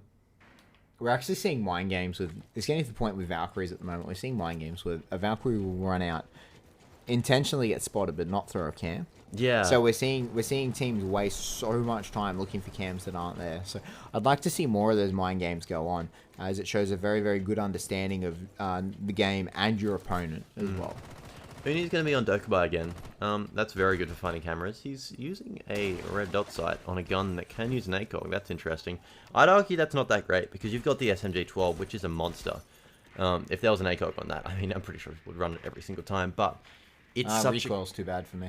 Yeah, true, but it's just great for being able to hold angles and just be super aggressive with it, because it's just... Yeah. And Uni is one of the few players in our scene which who talks up the red dot sight. And a couple of shots come out that window, and Uni immediately says nope, and he just pieces out. Gets back to the roof, the safety of the roof. Lusty, he's going to be here once again and trying to find the person on this rappel, protect those bandits. He's not letting his bandit boys being destroyed just yet. But, ooh, he sees the shoulder right there, but Grenade will do the work for them, and they're going to get off rappel, but he might actually be able to put one back on, and nobody's going to be able to stop him, and those Habanas will be tricked. That's Atletico's entry, just completely denied. Yep, that is not a good spot. I don't know why Athletico did that. They should have committed someone to holding the angle to ensure that the Habana pallets went off on the window. However, they just sort of let him do whatever they want. Silex is going to charge straight through those smokes. Now, he's got one on either side of him here. He needs to be very careful. He's actually going to get pushed by Magnet. Todd's going to take him out, and he's totally ignoring the other one, shooting at him. Finally, he's going to push his way in, but no, Lusty manages to pick up that kill, so he ties it up 4-4, and that's a lot of pressure from... Oh, Lusty connects the head of Emo in as well. And how many more people is it going to take to push Lusty out of this minibar? We're about to find out, as it looks like Uni's going to run in. He's going to get shut down as well. And, oh my god, Lusty is going to push this, and he could possibly get even more kills right here. They've awakened the beast, and Lusty is hungry. Yeah, and that's his second 3K right now, as... a bit more crossfire coming out. Derpe is going to get tagged up just slightly. Lusty with a 4K. He's going for the ace, but Derpe is going to shut that idea down as he puts an end to the Lusty show right now. But he's left in a 1v3 because of it, though. Yeah, Derpe. Ooh, he's going to be dancing with Neo's bullets, but Aces is going to be the one that does the deed, and Derpe will fall down. Mindfreak second round, 2-0 up. Yeah, and At what point do they just rename themselves Lusty? Like, at what point do they just have .lusty at the end of their name? Yeah. Let's get the lusting for lusties in chat, guys. It's ridiculous. Like, let's look at the scoreboard again. 7-1. That's a 3K and a 4K. Like, I'm just gonna say he did get greedy for the ace there. I don't think he had to throw his life away for that. Lusty is most comfortably the most consistent fragger in Australia and New Zealand. It's ridiculous how he can just pull these kills off. Devastated he couldn't get the frag onto Derpe. I don't think he needed it though. Like, you got to share some around. You've got to make his team feel better. Yeah. It's all right, guys. You got 1 kill, and but no. So I do think Lusty got greedy there. I don't think he had to throw his life away like he did. He got very greedy for the ace. He could have backed up.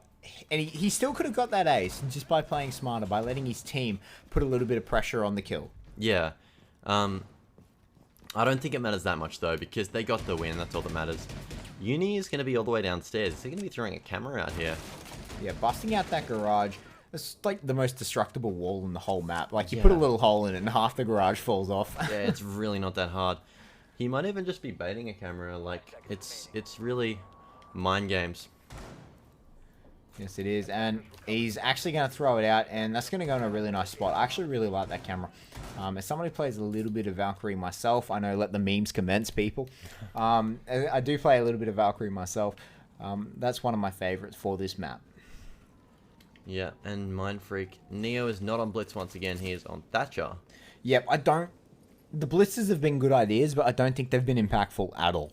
Like, we've seen the blitzes just get demolished before even picking up a kill. And we've seen both teams get stalled out on this wall upstairs. Right now, a Thatcher is going to be the best thing for getting rid of the mute jammer and stopping any further tricking on it. Yes, I agree. This is when you bring a Thatcher. You're able to get rid of the mutes, you're able to get rid of the bandits, and you can just keep pushing from it. But, you know, I think that's how they're eventually going to be able to push. You can see here they're all on the roof in that sub-minute mark, so they're doing pretty well in that regard. But now they just have to find out where Mindfreak's going to be holding. Where Athletico are going to be holding, and where, you know, Mindfreak are going to have to decide how they want to push.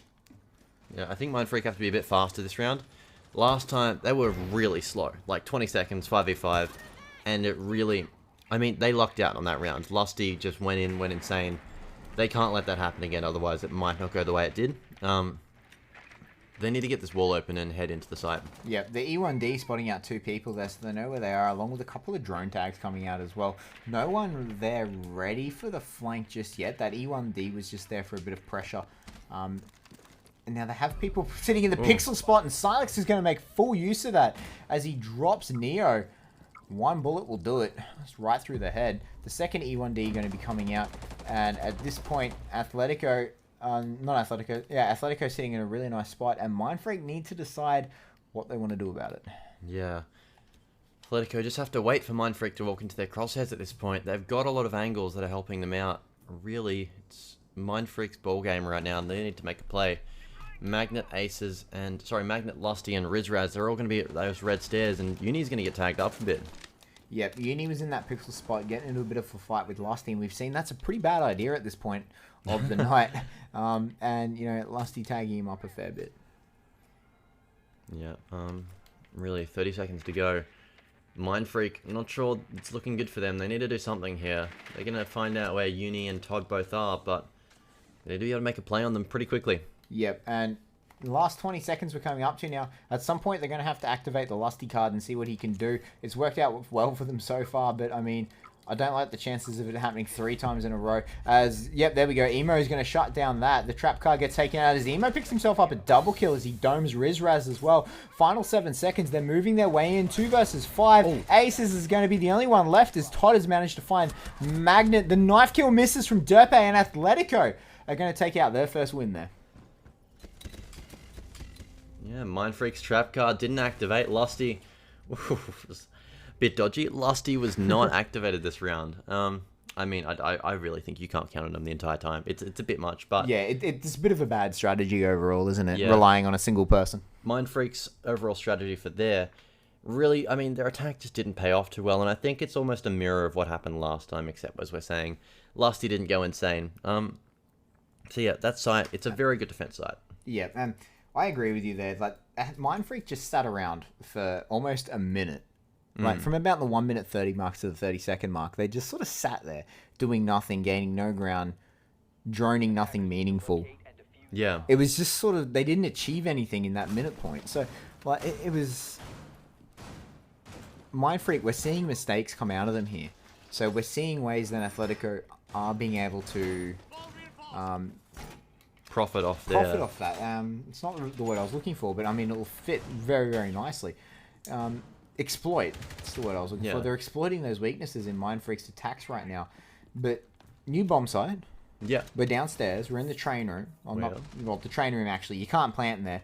As we've seen time and time again, people... I actually think we saw aces attempt to try and plant in there once out of panic. Yeah, we've seen some... It's a mistake that shouldn't be made, but all too many teams make it. It's on either side of the train room. It's the mining room and the... I do believe it's called the meeting room?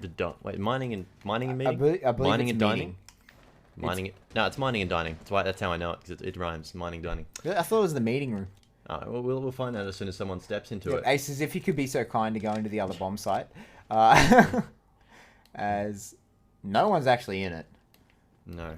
Nero might attempt to go back there, but I don't think anyone's actually going to be holding it. I do believe it's the meeting hall, though. Email on Buck. Another suppressor, as we predicted. But, I mean, Buck's great on the site. Open up the majority of the floor over the train and mining room. I like this pick. Yep. The Buck is a very, very good pick for this. You open up the whole of the floor, and you just start getting picks left, right, and center.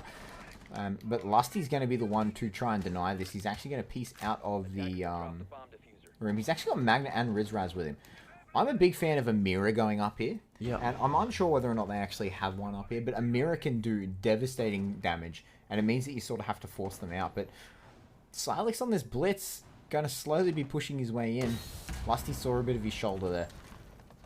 I find it kind of strange that we're seeing Mindfreak and Athletico to a degree use smoke in a sort of roaming play early on, and we've seen Magnet rotate back right now, but, you know, it's interesting. Yeah, it's very, very unique of him, isn't it? But, you know, they're all going to piece out. They're actually going to they're going to cede full control of the top floor over to Athletico here. And yeah, there's that mirror. That's a good mirror to hold if you can potentially hold it off. But, you know, they decide that they've wasted enough time in a minute and a half of the round, and they're going to just fall back and keep themselves alive. Right now, Silex, as you said, he's a bit tagged up, and they're going to start pushing into this site right now. Neo will be the one holding it off. And that's a nice angle, actually, up on top of the stairs. Yeah, great way to catch some attackers off guard, which, if it wasn't a blitz, he might be able to pick up this kill. Yep, but, you know, the blitz being used fairly well at this point. But, I mean, 45 seconds left. 5v5, we're going to see a very explosive last bit of the round. We've got a lot of defenders playing outside of the site. They're going to let the attackers in, possibly through the drop down, and then they're going to start making a play that will catch them off guard. Rizraz, though, he will be spotted out, and Derpe is going to know exactly where he is. Yep, and Silex is going to fall as well to Aces right now as we're falling in the last 25 seconds. Aces picks himself up a second. He goes for the third, but Todd's going to shut down that idea. Neofighter trades him straight back, though. So now that leaves it all up to Derpe right now in a 1 versus 4. He's going to pop his E1D, but I don't think he's going to be able to do anything about it as Neofighter will connect with his head. And Mindfreak now 3-1 up, I believe. That was a beautiful shot. Yeah, it really was. Yeah, very solid defense from Mindfreak. They knew when to leave the upstairs side. Yep. They made the perfect rotation out, wasted a lot of the attackers' time, and really just didn't allow them to get any picks off on them. And that's it, isn't it? Like, roamers don't always have to get kills. Yeah. Their main job is to deny time. Yeah. If they can waste enough time, take enough time off that clock that the attackers cannot optimize their attack from it, then, you know, you've done your job as a roamer. Ideally, you don't want to give up your life to do it, and that's why they rotated 3 of them back down. But, I mean, if you have to give up your life and you waste a sufficient amount of time, or you manage to get a high priority pick, then, you know, you're gonna be sitting pretty. So it's really nice to see these roamers realize that, you know, they don't have to stand and fight their ground. You know, that they don't have to delay the enemy with their lives. They can just delay it enough so they can fall back, and then they can do a collapse play later on. For sure. We've seen Athletico using these mutes quite a lot, and they're putting them in positions that they're moving around in quite a bit. They're worried about the E1D. Yes. And they're actively stopping it. Yes, that's what these mutes are about, to prevent the E1D from finding it out. And you can see him maximizing the area of effect from them, being able to place them in such great spots. And all 4 of them are actually on the top floor. Yeah, they are. They're supporting their roamers quite a bit. And I guess... a lot of utility being given to this top floor. So Mindfreak gave up the top floor very quickly after the minute 30 mark. Athletico look like they're going to try and fight for every inch of ground. Yeah, we're seeing this hold into the B-bomb site through the reading room as well. This is something I like to see. It's a great way of holding the bomb site from outside of the bomb site. Yeah, it is. But there's a lot of weaknesses with this as well. Like if you cede control of top floor, you magnet. Okay, easy as the nade kill straight onto Emo, and that's going to take out. I said before that they're probably going to try and stand their ground and fight for every inch of it, but Magnet's got other things to say about that. He picks himself up a second as he puts a bullet straight through Todd's eyes, and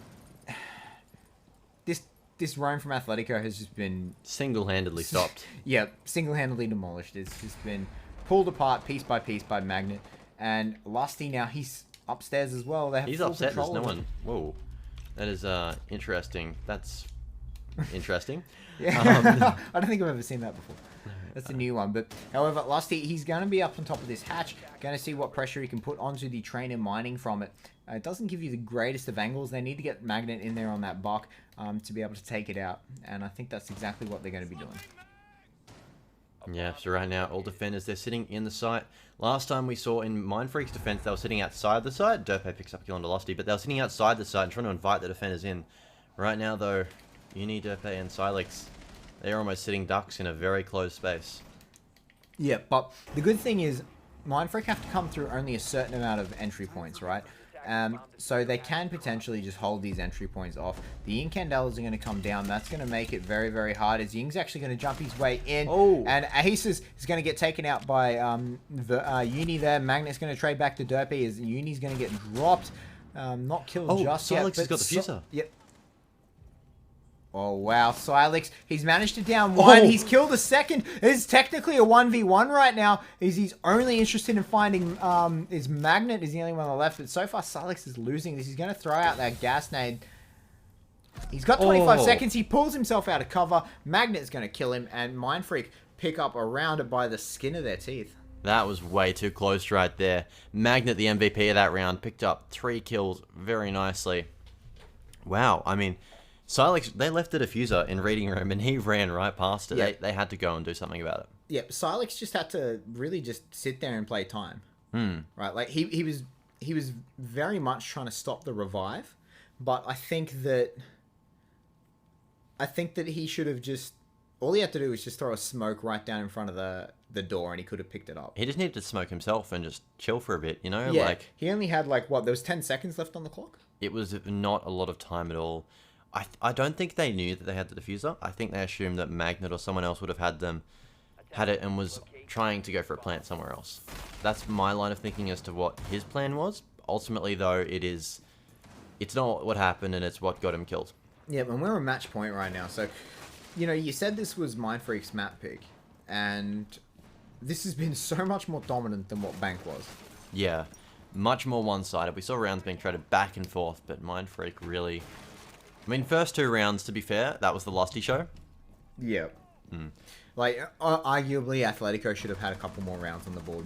But, I mean, Lusty just has something to say about that, doesn't he? But, I mean, having a look at this is our winners bracket. This is our winners bracket match. So, whoever wins this goes on to the final series. Yeah, it is. So they don't have to play another match. This is it. Whoever wins this goes on to the final series, and the loser has to go take on the winner of our losers bracket match, which is going to be straight up after this, guys. Yeah, it will be Team Equinox versus Taboo. Don't miss it, as the loser of this series will face them. And Mindfreak, they want to put their way through in as little time as possible, right? They're looking to win this. They're looking to not have to fight another team, not have to give themselves another opportunity of being knocked out. And that's really all it is here. You know what I find funny? I can't remember seeing an Ashe for a good while. Yeah, Zophia's really pushed that out of the meta, but Todd's going to be back onto Ashe. He's a really, really good Todd. He's a really, really good Todd player. Yeah. He's a really good Ashe player. Well, you're not wrong. Todd's a really great Todd player. He's the best one out there, actually. Yeah. But I mean, Zophia's sort of pushed Ashe off to the side a little bit. Emo. Emo got naded at the start of last round. He's going to nade Lusty at the start of this round as Rizraz will find Emo. Yeah, mate, trading it back, 4 versus 4, and that's something that, and that's the big difference there is, getting those Mindfreak traded it back. Yeah. Atletico didn't successfully manage to trade back onto Magnet, who got the early nade kill last round, where they've immediately traded back Emo this round. They've spotted out Valkyrie sitting at the back of the A site right now. Athletico, I think they're in not a terrible position. They've got away into Piano. They just need to start making a push. Absolutely, they do. 1:20 left, so they're just over the halfway point here. They can't waste a lot more time. They need to start getting these early pushes here, as this is what have potentially been Mindfreak's biggest weakness, is pushing early enough onto these sites. Yeah, Rizraz is going to find a second for the round. Not sure where he's picking these frags up from. He's going to be downstairs, though. Derpe is going to rotate out of there. At least they've got the diffuser this time. Yep. So Athletico have managed to push the diffuser this time and pick it up, and 30 seconds. We're coming down to the final 40 seconds here. 3 versus 4 right now, and Athletico are just going to set up a drone to cover their backs, along with a claymore as well. Silex is sitting on the skylight, and it looks like Ace is going to be ready for him to drop. He's going to drop, but Aces won't be able to get his shots. Silex gets tagged up from a C4. He's going to be trying to take down this mirror, so Uni can effectively push up right here. They don't have the diffuser. It's sitting in the bar, as Mirror is going to be trapped in a corner, and that corner... What a whiff there. Neophyte is going to pick up the shotgun kill there to finish the round, as Magnet also took out Silex. What a whiff there. Wow, I mean, Mirror was backed into a corner, but Uni just couldn't take advantage of it.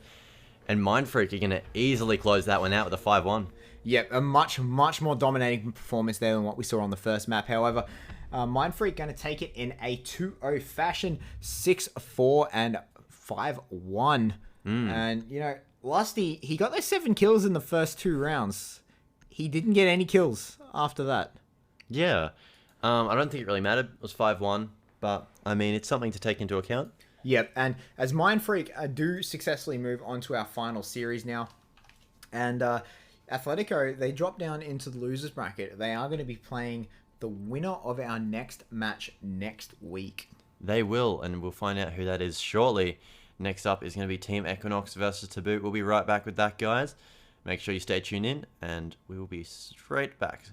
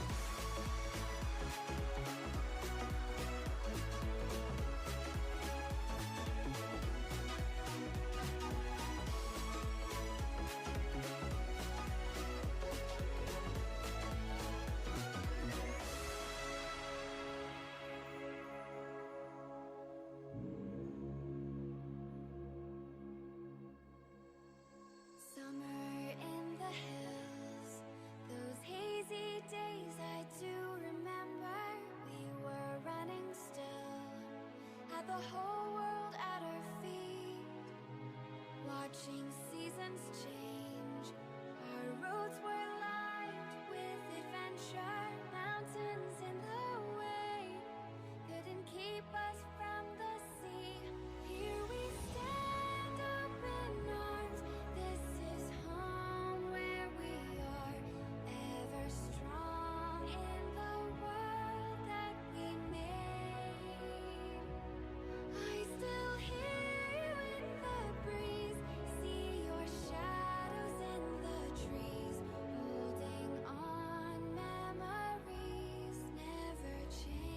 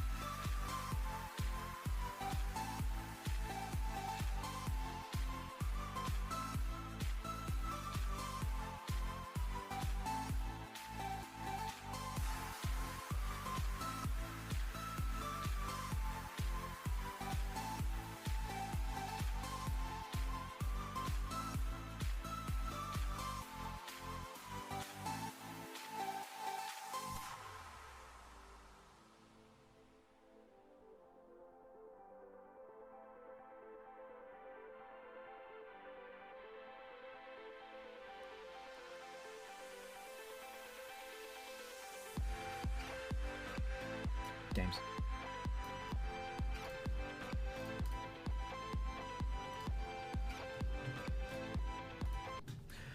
Hello everyone and welcome back to game day number 4 of the ANZ Pro League. I am Mindfreak and I'm joined by Elastic again. We're up to our second match of the night already. Once again, yeah, we've got Equinox and we've got Taboo, two great teams, and they're going to be fighting it out right here. And this is the losers bracket. Well, someone's going home today. Absolutely they are. This is our losers bracket matchup. One of these two teams, as Elastic said, this will be the end of their Pro League dream for this season, and the other one the winner will go on to face Athletico in the next matchup. We'll see that next week, but for now we're going to find out which of these lovely teams is going to be losing and which one of these lovely teams is going to be progressing. Oregon, it's a map that's been played a lot. It certainly is. It is a map that every team knows, every team likes. Every team loves. Taboo have banned it for quite a bit though. Yeah, I think that Taboo are comfortable on so many maps that they have the luxury of banning a map like Oregon because they're comfortable on more maps. Yeah, I mean, I remember seeing in the ANZ Cup finals, in the semi-finals, Taboo, they won Oregon against Mindfreak, and it was a spectacular map. I remember seeing that. So I think that they should be very strong on it, because obviously Equinox, they're a strong team, but not as strong as Mindfreak. And if you can take Mindfreak out of the map, then surely you can do something against Equinox on it. Absolutely, you can. So this was, interestingly enough, this was Equinox's pick. Yeah, it was actually. That's right. And unfortunately, already a player has dropped. Looks like we'll just be continuing so far, but Legion's been a favorite a lot today.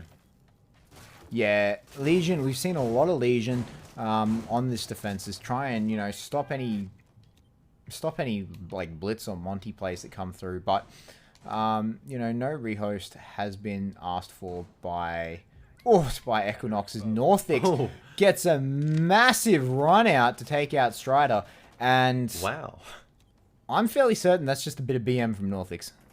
I mean, he had the intel, he knew what he was doing, but just to be able to run out confidently like that, that's certainly something. I mean, already this is looking like it's going to favor Taboo, but I mean, JD's been spotted out. He's up. He could walk in right here. There's literally no one stopping him.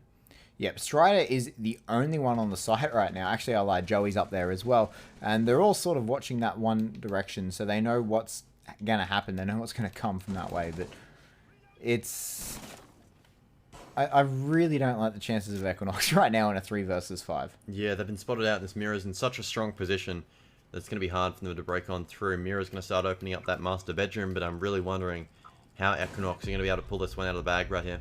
Yep, and here comes the E1Ds, along with the Hibana pallets are going to come out and start destroying some walls so they can potentially try and get a plant. They're actually going to try and go for the defuse. The shots aren't going to come out. They're going to get one of them.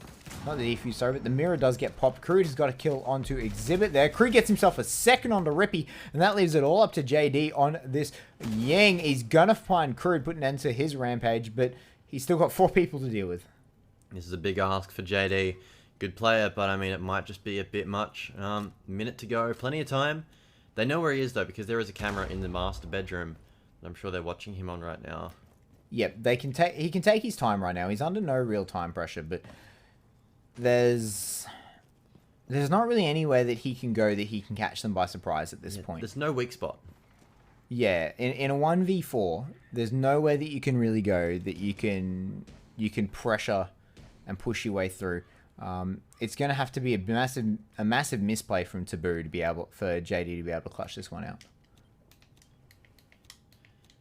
Yeah, and Taboo, really, they're happy to sit tight right now. It looks like he's still the Legion. And there we go. Oh, he's tagged him up, but Jam's danced on out of there.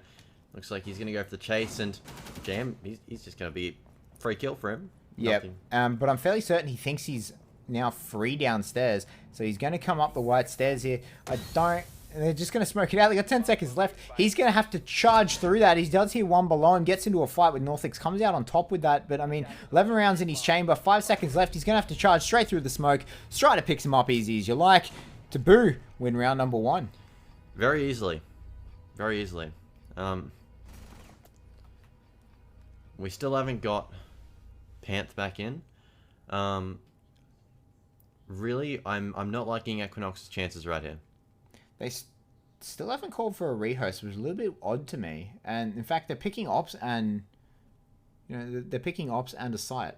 Yeah, I'd probably be looking for a rehost at this point. Yeah, there we go. We're gonna have them leaving, and we'll be back into it shortly. But this is probably the best thing for Equinox right now. Yeah, absolutely. So, they're going to try and get the rehost here. So they're going to come back in as a full force. But I mean, they're one round down. Yeah, they are. It's not the end of the world. They can come back from this. It's not the greatest start, but I mean, it's not the end of the world. As long as they don't get totally demoralized by the fact that they just had the worst luck in the world in a DC. Yeah, well, this is almost going to be like a complete reset, except that one team just has an advantage. Yeah, one team has a round advantage. So I don't think that... I don't foresee them potentially being tilted too much, but I definitely think that, if it does play into them, it's going to hurt so much. Yeah, for sure. They have to make sure that their mentality is straight on. Strats are important, but you can't come into a game tilted. No, 100% you can't at that point. But, that was a very strong performance from Taboo. Whether or not they got a little bit cocky towards the end there, You could potentially argue that because They could afford to be, like it wasn't a very tight situation. yeah, it wasn't, but like it's still at some point you still need to call the cards and just say to your team, all right, play safe, play smart. Let's not take any unnecessary risks, because that's how you throw rounds like that. It really is. Taboo, it's almost going to be a full reset for Taboo as well. This is, in reality, sort of going to be the first round of the actual match. Taboo will be attacking. I'm pretty interested to see how this is going to go, because Equinox will be defending, and defending is very different to attacking, obviously. So, we'll see how it goes. Still getting all the teams in the lobby. We saw Lion get picked. No surprises there. No, Lion was a very, very strong...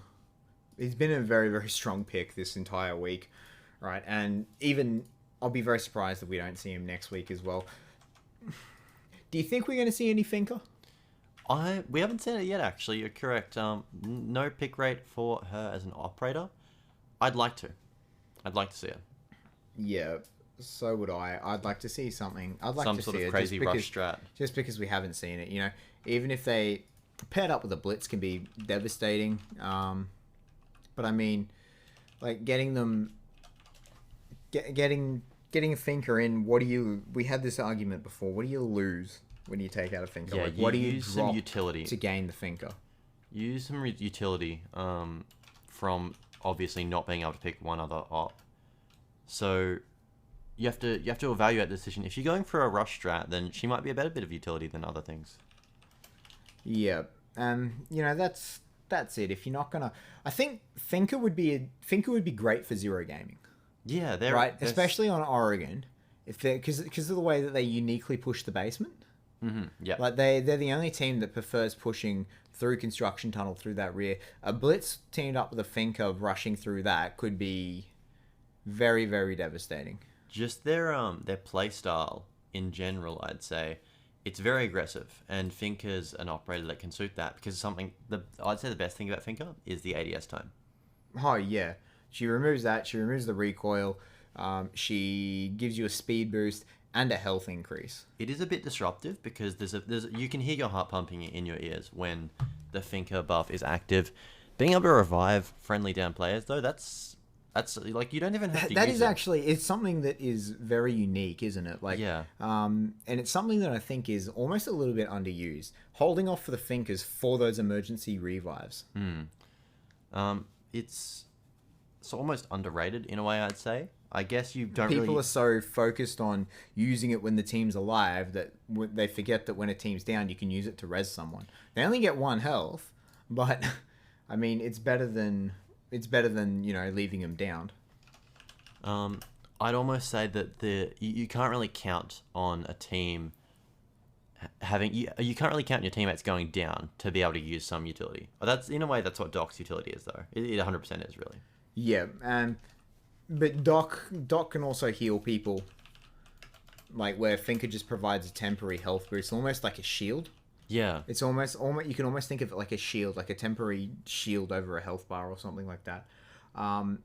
It's really getting to, like, there's so many unique ways that you can use Finker.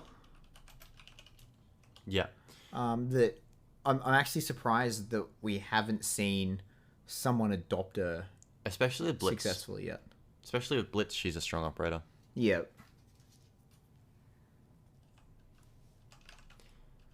So yeah, I guess we're gonna have to wait and see. As we said, Taboo are 1 round up, but we're gonna have to see how that turns out. Yeah, I think most people are probably putting their money on Taboo over Equinox here.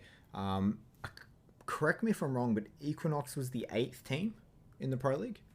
Yeah, they just scraped in barely, by their nails. Yeah, barely scraped through into the Pro League here. So, based off the seedings, they're the weakest team in the league right now, and they're taking on Taboo, who is certainly probably one of the stronger teams in the league. So, I think most people are probably going to have their money on a 2-0 on Taboo here. Yeah, I think they're definitely the stronger team. They've been around for a lot longer. Players much more known. Taboo were in the semi-finals for the ANZ Cup. They took Mindfreak to 3 maps. Yep, you look at their players, like Jam is one of the strongest players in the ANZ region. He is, yeah. Right, he is so incredibly nutty. Reliable fragger is something I'd say. Yeah, Joey as well, one of the oldest players in the game. Like Joey played for original Trident back in the day. It's got to be like he's one of the most experienced players in there. Crude is probably one of the best IGLs in our scene. Yeah, 100%. People know Crude as an IGL, just straight up. Yeah, even back when people used to talk about how good Emo was back when he was in Taboo. Yeah. If you ever actually listened to any of the clips that came out of Emo Rin and any of the Taboo players, listening to the information, Crude essentially told Emo Rin what to do, and that's how Emo Rin became so nutty. Is Crude would just tell him to wallbang people, and he would, right? Like, it's pretty crazy that it's managing them to take, like the Crude is such a strong IGL. So being headed up by such a strong player as well. Northvic's incredibly nutty, although he is prone to tilt. Yep. Northvix is like really prone to tilt, and he's a very confident player. He's a very cocky player. So if he gets on a roll, he will do fantastically. If he gets into a slump, he'll have to go back into a more supportive role. But we have seen Taboo swap around like that as well. Yeah. I think we're going to go to a very short break. I don't think this will take very long at all. Equinox just moments away from getting their players in. So we'll be back very momentarily, guys. Please just hang in there. Stay tuned, and we see you shortly.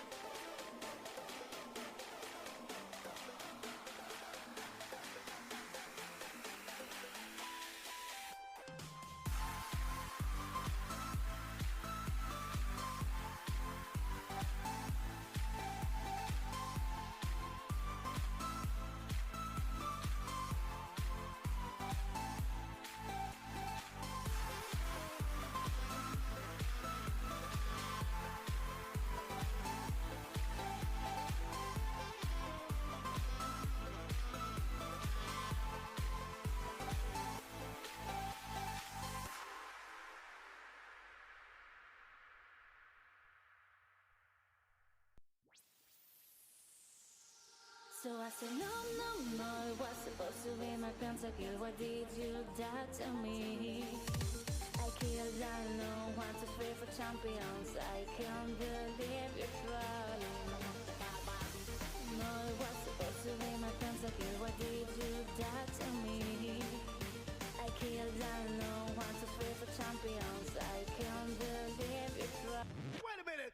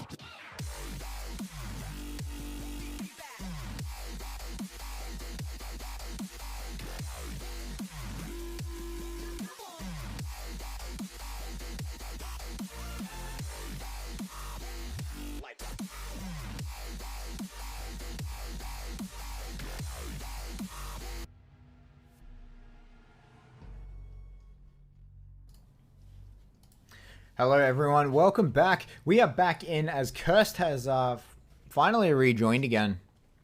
And Taboo currently 1-0 up after that short break. They did win the 4v5. So, we will have to see exactly whether or not they'll be able to keep it going. And I'm a bit worried about Curse not actually picking an operator there. There we go. He finally manages to pick up the Legion.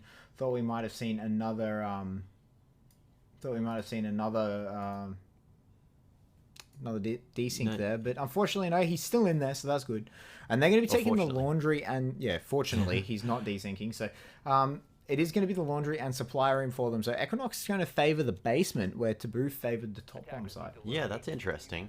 I mean, I'd almost say that the top bomb site is a bit more favored at this point, in terms of where the meta's at. But at the same time, though, you can't really roam because of line. Yeah, it's sort of a lot harder to roam because of that line. So the basement is probably a good spot for that, unless you're going to seriously put resources into holding this meeting hall, which I think is exactly what we're going to be seeing out of them here. As we're seeing reinforcements being put up, they've actually reinforced both hatches, which means that even if they do have someone sit here, they can't rotate back down easily. Normally you'd see that back hatch popped open, so if they do start getting flushed out and pushed a little bit too hard, they're eligible to just they're able to just sort of drop back down onto site still. That's the issue with the setup I see. That being said, though, there's no one in the meeting hall, so maybe this wall is just a sort of a scare tactic, some mind games happening. Yeah, try and waste as much time as they can. We're still seeing a Lion. We got a Blitz coming out for Strider as well, actually, and then a fairly standard team comp after that. Whereas on Taboo's side, Blitz, Lion, they're interesting picks. Jam as well on Ying. They're probably the standout disruption ops we've got right there. Disruption has become such a big word since last season. Yeah, and especially on the defense, the disruption that you see that can be used to stop plants is just incredible, and to stop attackers in general. Legion mines, goo mines, the Grismot mines from Ella, you've got smokes, you've got the Yokai drone, you've got C4s, you've got, like, there's so much utility for defenders to be able to stop the plants these days. Oh no, he's been finally spotted out. They're going to know exactly where he is, and Strider literally just has to push him in, but no, he's going to play a bit more patient. I think he's waiting for some teammates. Yep, another drone coming out. And they're going to try and make him really uncomfortable here. And the C4 from JD from below. Beautiful team play from that. Jam's going to take out Cursed finally, though. So that makes it a 4 versus 3. That was such a great play by JD. That shouldn't have happened. I mean, you saw Blitz. He was waiting for some teammate backup, but JD took advantage of it. Great call from Cursed to be able to get that play. Yep. Saying, hey, he's just sitting on top of the stairs. He's just waiting there. He's not pushing me or anything. Go for it. And they do manage to finally pick him up. So and for Curse to recognize that that JD was in that position as well, that was just great. Yeah, it was really, really good. Really good read and great communication out of Equinox. They are probably one of the weaker teams in the Pro League, but we're seeing really good signs out of them. And we're seeing really good signs of life, which means that, you know, even if they are knocked out for this season, they could potentially come back really strong next season. Yeah, for sure. I don't think we can count them out just yet, though. It's only 1-0. Yeah, it's only 1-0 in first map game. But I mean, like, still. As we're going to see a 4 versus 5 here in favor of Taboo. Taboo's sort of taking their time a bit more here. They haven't really done a lot in the last 40 seconds. As, you know, the smoke nades are coming out, the Zophias are coming out, the actual smoke babes are coming out from striking. And, you know, here comes the E1D as well. Yeah, Crude's got to do something. He's got Diffuser. The smoke is going to be stopping him from rushing into the site, but with 17 seconds to go, he can't afford to just sit back. Ying charges are coming out. JD is actually pushed up, as he is going to be flashed up, but this, I don't think the attackers have realized this, and oh no, Ying is going to see him and take him out. Northix gets a team kill off, as he will find who he was looking for, though, and Jam finishes it off as striking falls, and that will be Taboo picking up a second round. And that was really clutch as well. Like, I don't think the diffuser wasn't planted there, was it? No, we didn't get the diffuser. All they had to do was just sort of sit tight behind that mirror wall. Yeah. And they would have potentially won that round. Yeah. I think I was definitely getting nervous for Taboo there. The time was ticking down. Yeah.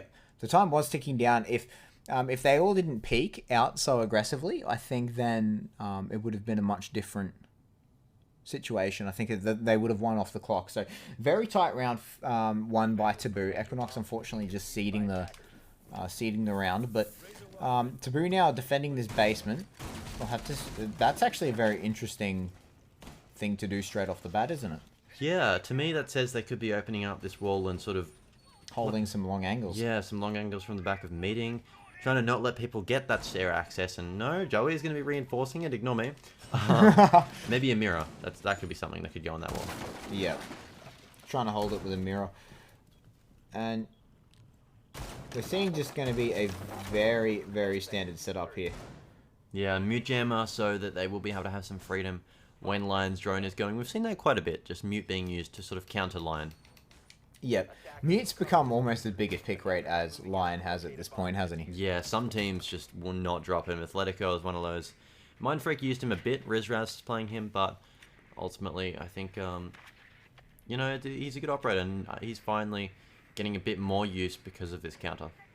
Yep. It's when you add someone in who basically the only counter in the whole game is Mute. Like, staying still is not a good counter. No, it's really not. Like. And especially if you pair it with a Jackal, there's just nothing you can do about it. So I really do believe that you know, Mute has risen to prominence basically because of Lion. Yeah, that's essentially it. JD is going to be trying to push into the kitchen right here, and if Joey isn't careful, he might be able to find his feet through that hole. Yeah. I think he was too far away for that to really happen. He was in the wrong spot. They're going to actually open up the door. That's going to put Joey in a bit more of a interesting situation, as he does take the time to actually piece out of there as well. So he gets out of there with his life taking no damage. Yeah, we've got 2 people sitting in the meeting hall right now. Northix, no, 3. Make it Northix, Jam, and Joey. Jam and Northix were just over the top of each other right there. You could throw a blanket over a lot of them. And so we're going to see slowly push out. Northix actually goes on camera in possibly the most precarious spot that he could have gone in. And just arguably shouldn't Jam be on the camera out of a lot of them there, as he's the one safe in the back. But, I mean, they're all going to be very, very close. And Equinox not feeling comfortable enough to push forward. They're stalling out. They really are. They've wasted so much time. They haven't managed to put any pressure at all onto this meeting hall. So maybe they're potentially not even going to bother, and they're just going to try and go for a standard hatch push. And as we see there, when I think they realize that Taboo is actually going to peace out. Yeah, they've dropped down. They're getting ready, but the plant is happening. Crude is going to stop it, though. Rippy's dropped, and Smoke is preventing anyone from picking up the diffuser. Rippy sitting tight in this corner right here. So he might be able to make a play. He's going to see Mutant take him out. Northix will fall, and Rippy will be down from behind, though. Valkyrie looks like she's going to come around, and Crew will pick up that kill. It's going to be a 4v2 with some defenders playing stuck in the mud, with Exhibit and Strider having to clutch out this round. Sorry, striking. Yep, I don't think this is going to go very well for Exhibit. As he gets dropped striking, we'll trade Jam back, though. So now 1 versus 3. 20 seconds left. He's actually going to step into a Goo Mine. He's got to take the time to take that barb out. And there it goes. So 20 seconds left. 1v3. Striking has a lot of work over him. He can't afford to sit here and do nothing. He's got to push forward. He does. Mira is going to be playing by this washing basket. If Strider isn't careful, he's... Oh my god, he doesn't see him. Strider just stands up, takes him out. Striking, not looking in the right spot. I think he was hiding a body here. That's what was happening. Yeah. Buck would have been struggling to see him right there, hiding in Ying's body. Very Taboo, just taking that round out nicely. It's going to be 3-0 up for them. Yep, a very, very prominent round for them. I have to think that Equinox sort of played into their own hands, though. Like, they wasted so much time in the middle section of the round. They really did. They just stalled out in that front lobby area. Yeah, they didn't manage to really do anything. They didn't get their picks. The pressure wasn't placed adequately down the stairs. I think they needed to sort of try and move their way in. They needed to, they realized how many people were in that meeting hall. But they made the call to ignore it just way too late, in my opinion. Yeah, they really did. And honestly, it was... I'm not sure if that was the right play or not to attack from that side. I really like what Zero Gaming did on Oregon yesterday. They attacked from the back. They made a very nice push that not a lot of teams do, and a lot less teams will prepare for. That being said, though, we are upstairs this time with a defense that is new to Equinox. Taboo won this previously, so maybe Equinox are trying to take a page out of their book. Yep, and Equinox, you know, the downstairs failed for them, so they're going to immediately go upstairs, moving straight away instead of trying to repeat their mistakes. But I don't think their strategy was a mistake. I think the execution was. Yeah, I'd agree with that. Just wasn't there. And in the past, Equinox has had some very, very good, a lot of success on this bomb site in particular. They had a double pair roaming downstairs, and it did quite well for them. So we'll have to see whether or not, I think they only had one downstairs this time, whether or not they can be as successful. Right now, Taboo, they've entered the building. Strider's going to be on Blitz, sort of challenging these stairs. They're going to open up so they can check out the top landing. Yeah, wasting no time though, Taboo, have they? Jumped straight into this west side. Oh. And, if he didn't stand up right there, that would have been a dead. I'm not sure who that was, actually. I think it might have been Strider. Yeah, that was Cursed at the top of those stairs on the Legion. He's moved off right now, but, I mean, could have been a very easy kill. I think they're going to try and push this Blitz up the white stairs. Yeah, I think that's going to be their overarching plan. Take control of the white stairs and of the double-sided window. And yeah, you can see there he is. He's heading straight up as he's just got to contest with the barbed wire now. And going to take control of that. He's got a drone from Northix coming out for him. So he's going to know where to look and what to do with. And Crude's going to back up a drone as well. Just to make it safe. 3 of them are going to drone their way in. No risks being taken. Mira is going to be looking through that hole that Blitz was being careful of just before. A little too late, but it's not the end of the world. C4 is still a thing, and this Blitz doesn't even have Diffuser. We've got Diffuser in the hands of Jam, who's sitting on that big window. Sorry. Yeah, Jam. He's sitting on that big window with a lot of other teammates. Yeah, you can see Jam just throwing out one of those pallets just to see if he can get it, and he's very much attempting to try and find this head. He's not going to get it, though, as he's just not exposing himself correctly. And, JD, so close to a kill just there. That was ridiculous. He's going to rush his way into kids. He's going to get flashed as he does it. He gets detected by the E1D. Strider gets himself a double kill there as he made his way in on Blitz. Beautiful, beautiful play. And, how is Taboo going to push this last 45 seconds? It looks like Jam's going to go for the plant right now as well. Yeah, Crude's getting reset off site, and that is the plant coming up. Rippy, he saw Lion just there, but Lion's going to run in and easy kill for Rippy. He gets detected, but the rest of his team are falling apart. It is up to Cursed and Rippy to clutch this out, but Rippy has been downed. Yep, Joey's going to take out Rippy, finally get the kill credits, and now it's all up to Cursed. He's got a lot of work ahead of himself. 1v4 and a Blitz to deal with as well. He's actually getting pushed from the Blitz. Tries to take a nade out for him. It's not going to happen. Strider's just toying with him right now. Strider gets his second melee kill of the game just to secure it. 3k from Strider around. That was pretty nice work on the Blitz, I'd have to say. Yeah, I think that's the most successful Blitz we've seen all night, and we've seen a lot of Blitz today. We have. Teams just haven't been pulling it off well, but Strider, he's going to pull that one off nice. Yeah, he did probably the best Blitz we've seen all night actually, which is a little bit odd when we think about when we've been talking about. I think the benefits of teams of subbing Blitz out. Yeah, we have. I think the Lion worked really well for it. He pushed into the kid's bedroom, and he took the mirror out, and then Echo was trying to run through some smoke, and he was flashed up, and he didn't know the Lion drone was coming, but yeah, I mean it really didn't work out for him when Blitz had all the info he needed to get the kills. Yeah, absolutely. So Taboo now, they're going to be back upstairs. They had a very dominant win on this. However, it was the 4v5 round. But Taboo now on match point though. That's something we need to consider. Taboo are on match point. Equinox are looking to get 5-0'd here. And this was Equinox's pick of a map. It was.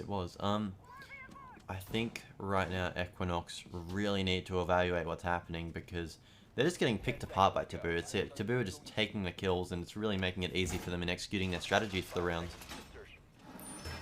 Vigil though, that's interesting. We saw Crew run him last round. He got actually quite a couple of kills. He got 2 kills downstairs before. Taboo, this isn't really a surprise though. He's run Vigil in the past and done it quite well. Yep, Crude is one of the good Vigil players, and there's an IQ there. Northix is going to go for another spawn peek here. I don't know if he's going to be able to do it. They do have the cameras. There's another one at the top as well of those. There are so many spots that they're thinking of spawn peeking. Northix is actually going to peace out. He's not going to bother with it. Fall back to this mirror, see what he can do from back there. Yeah, I would have been very surprised if we did see Northix run out of that dining room. He took down Striking on the Bark last time, and I mean, to do it again would have certainly been something, but Equinox, you'd have to assume they'd be ready for it. Yeah, they'd definitely be prepared for it again. I mean, you don't go for the same play twice, and the nade's going to go out, explodes just before it goes in. But just double checking to make sure no one's there. The first E1D is going to be coming out, but Crude's not moving. He's also not going to be droned because he's got his ability on as well. I would argue that he needs to turn that off and save it for when he actually sees a drone come in. Yeah, I mean, right now, IQ is something that is going to be able to spot him out so easily. I'm wondering if Kirst is having a look. Oh, damn! He's going to take him out as he falls out of the building. From a very nice flank there. Jam was sitting up on that window right there that you're looking at. And, you know, defending that top play as Striking has actually finally managed to find Crude. Crude falls without much of a fight. It does take about half of Striking's health, though. And, you know, 4-4, this is probably the best spot that I think Equinox has been in so far at this point in time. It is. We have got JD in the bedroom. He's on the Blackbeard. Looks like he's going to be holding his angle in the hallway. Typical Blackbeard spot. It's kind of the opposite side of the map of the big window. That's not a bad thing. There's lots of different ways to anchor the hallway. But, I mean, right now, they look a bit confused. We can flanking kids. The flanking kids. Is it going to come across? JD ends up winning out as Northix has to take a second look as he didn't realize that someone was right there. However, yeah, JD with that SR25 does come out on top. So that's, you know, another player down. And I do believe it is finally all three players are back on site for Taboo. I could be wrong though. It looks like it, but right now this looks like the same story that was happening last time. No, Jam's still downstairs. Yes, this looks like the same story that's happening last time. Taboo are letting Equinox just run in through this single direction, which they're so prepared for. They have a mirror, and Striking looks like he's downstairs trying to get rid of that mirror. But, I mean, he can't really do much with the Legion down there, sort of holding him off. Yep, Jam is being all sorts of pain in the butt right now, as JD is going to step right into a mirror, into a Goon Mine, sorry. He's going to have to take that out. Two of them flashing red. Final 15 seconds. Strider's going to get the first kill onto JD there. The flank not going to come off. Strider gets just tagged up just a little bit. He's finally going to die to Exhibit, but Joey G trades him straight back. Make that a 2-on-2 right now.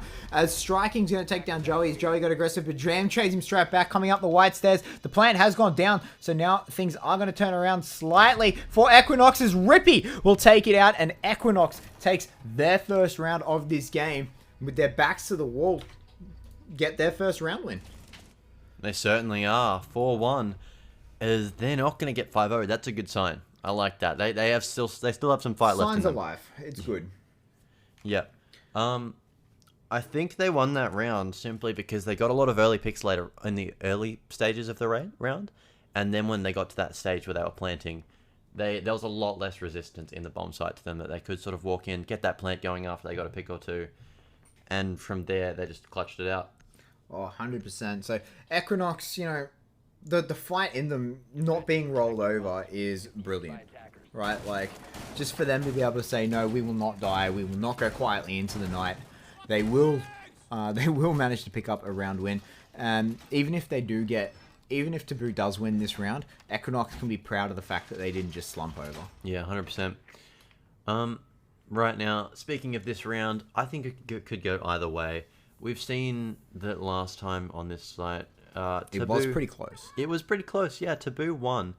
But that being said, it was not by a very long shot. Yeah. It was quite close. The clock was very close to running out, and you know, Equinox got aggressive on them rather than trying to play the clock. So I think if Equinox plays this just a little bit smarter and the same, you know, and the same plays out, I 100% think Equinox can win this. We saw a nice C4 from this round in the last defending round for Taboo's attack on the bottom floor site, where JD C4'd the blitz at the top of the main lobby stairs. Yeah, that was fantastic. Actually, that beautiful teamwork by them. But I mean, it looks like they're not even gonna bother at this point. I think they're just trying to ignore the top floor now. Just say it'll be what it'll be, and let's just focus on the objective. Let's clear out this first floor, push them back down into site, and then take it from there. Although they're going to have to push Rippy and Cursed Wings back into the site because they are both roaming towards the meeting hall area, and Taboo... Oh, Crude has seen him through that drone hole there. Yep. Rippy does respond by taking it out, and Cursed upstairs. There's two of them up there, actually.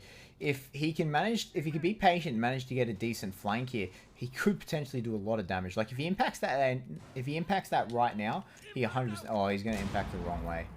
Oh, looks like he's messed up his impact grenade there, and Rippy is going to be locked out of the attic right now. We're going to have to see what Taboo are doing regarding this roam situation. Looks like they're just ignoring it, because they do know they're in there. Yeah, at this point, they have to know they're in there. But, yeah, Taboo just choosing to ignore it, focus on the objective, focus on that plant going down. And, you know, Northix is going to be the one to hold the angles, though. Like, they still have people watching their rear. They do. But I'm really worried about Cursed up top. Is he still up there? Yeah, he's still sitting up there. So Rippy's waiting as well. Yeah, really, really patient. If he drops down, he can potentially get it. I want to see him impact the wall behind him, though, and push down that way. I think that's a smart play. If he can coordinate that with Rippy pushing through the meeting hall doors. Looks like he's listening to us, because here he goes, his plan. And you can see the response by them. And that is Joey managed to get him back, because he's too busy worrying about what's below him, not worrying about what's on that stairwell. Crew did get downed in amongst all that. That'll be an easy pickup for them, though. So nothing too bad about that. And here comes everything. Smoke nades. The Zofia charges are coming out. The disorientation nades. And JD on this Echo looking to try and stop the plants. Strider trying to push forward, just being a nuisance. The E1D spots 4 people there. Everyone gets spotted out. They know exactly where everyone is. The C4 comes out, manages to stop the plant for now. It's going to take out the Echo drone, though. Yep, it does take out the Echo drone with 30 seconds left. JD will take out one, but Jam will trade him straight back, as Joey will also take out Exhibit as they're moving on into a 2 versus 4 now. 25 seconds left. The Candelas are coming out. It's basically the only thing that hasn't been used. The plant's going down on top of the washing machine here. Nothing to stop it this time. It goes down. Now we reset and we wait for the retake. Crew is going to get a nice and easy kill on striking, and that is going to be the map for Taboo as they take it out 5-1 in a very nice fashion. I mean, that's what I was predicting. Yep, a 5-1. Very, very strong. Very, very strong by Taboo right now. As we will move on to map number 2. And 5-1 though, like that's dominating. Equinox needs to be proud about themselves though. There were a couple of really close rounds. If 1 or 2 things changed, it could have gone either way for them, right? Like, yeah, for sure. It's not necessarily... Equinox had signs of life there. The scoreline doesn't show how badly it actually was. But the scoreline doesn't show how close it actually was. They had a couple of really close rounds. A couple of minor decisions differently, and we could be at a much closer game than what it is now. Yeah, for sure. I'm interested in what's going to happen, because Oregon's a very common map. Yeah. Next, we've got Chalet, which is also a very common map. So how is this going to play into it? But the fact that, you know, Oregon was Equinox's pick. Yeah, it was. And Taboo have essentially rolled them in a 5-1. Like, how do we... What do we do from here? Like, if you're Equinox coming into that, you have to assume that Taboo's going to be stronger on their map pick than what they are in Equinox's. We've seen it go a lot of different ways, because sometimes you'll end up picking a map that isn't necessarily one of your best. It's just that you haven't won the ban phase, and that's where a lot of games are won occasionally. Yeah, and that's actually something we don't talk about very much, is how the ban phase plays out. You know, whether a team can essentially win a ban phase, win a pick ban phase. Yeah. If you can corner a team onto maps that you are stronger on and still comfortable playing, like, it's much better. So I definitely think that Taboo won this ban phase over Equinox. That is something I think Taboo did much better than Equinox. Maybe Equinox isn't as comfortable on as many maps as Taboo, which is probably something you could say with quite strong certainty. But I'm a little bit worried for Equinox coming into this map. Yeah, they really need to step it up, because Taboo, there were some close rounds, but for the majority of the time, they were getting outclassed. You know, it wasn't really a balanced matchup, you know? Taboo are the team that's been around for a lot longer. Equinox, they've got some stuff that not a lot of teams are sort of prepared for, but really, we need to see them step it up a bit. Yeah, Equinox have very, very generic holds, very, very generic pushes. They're not worrying about...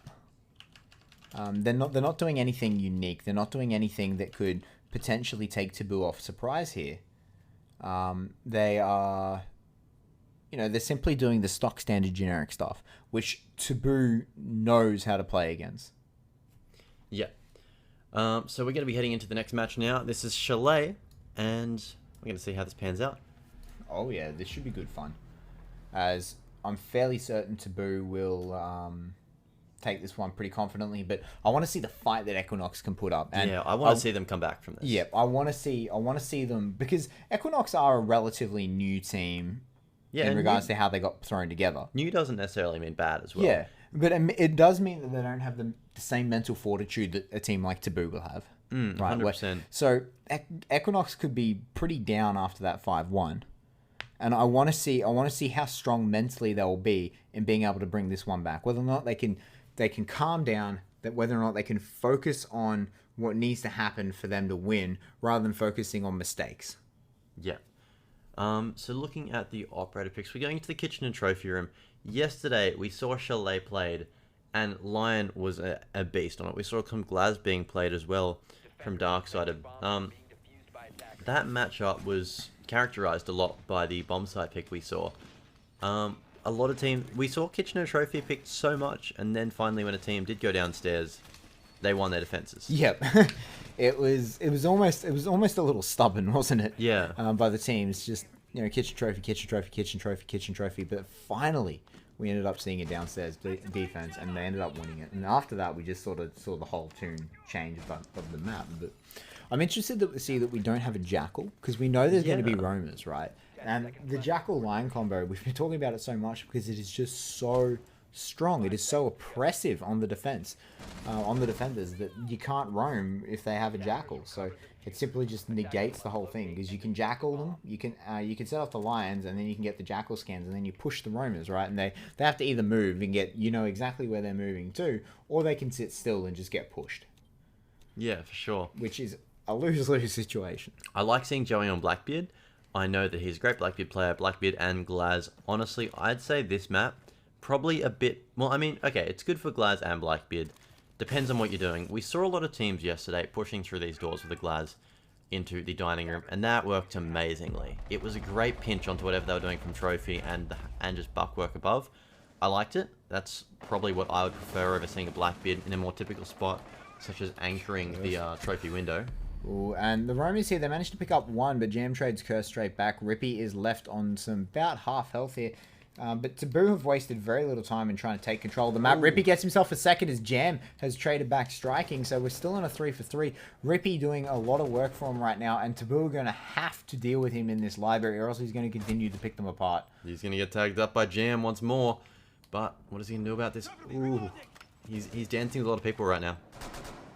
Yep, he's not in a very good spot, and Jam's going to finally take off his head. Rippy delayed so much time there, though, that, they have to actually go pick up the diffuser as well, as he actually was defending the diffuser. To be honest, it's really not that much time, It's a 3v2 with 1:30 to go. Taboo have all the advantage here.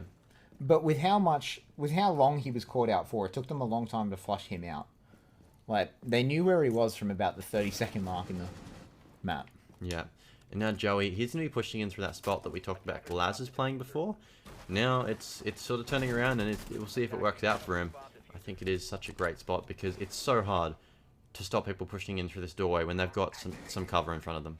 Well, absolutely it is. But as you said, 2v3, Taboo do have the luxury of pushing in through other spots if they so choose. But Jam's going to be droning up for Joey.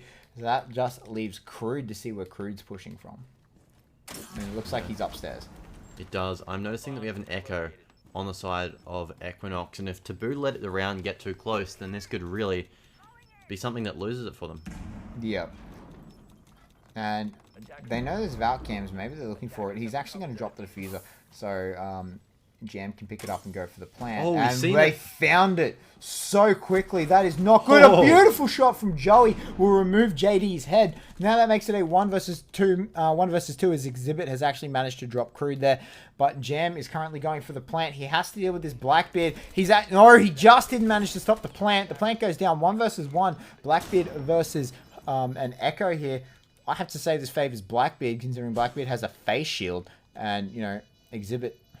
He's going to pull out the bearing 9 to get aggressive. They're actually scanning him. They know exactly where he is. He's on the other side of the wall.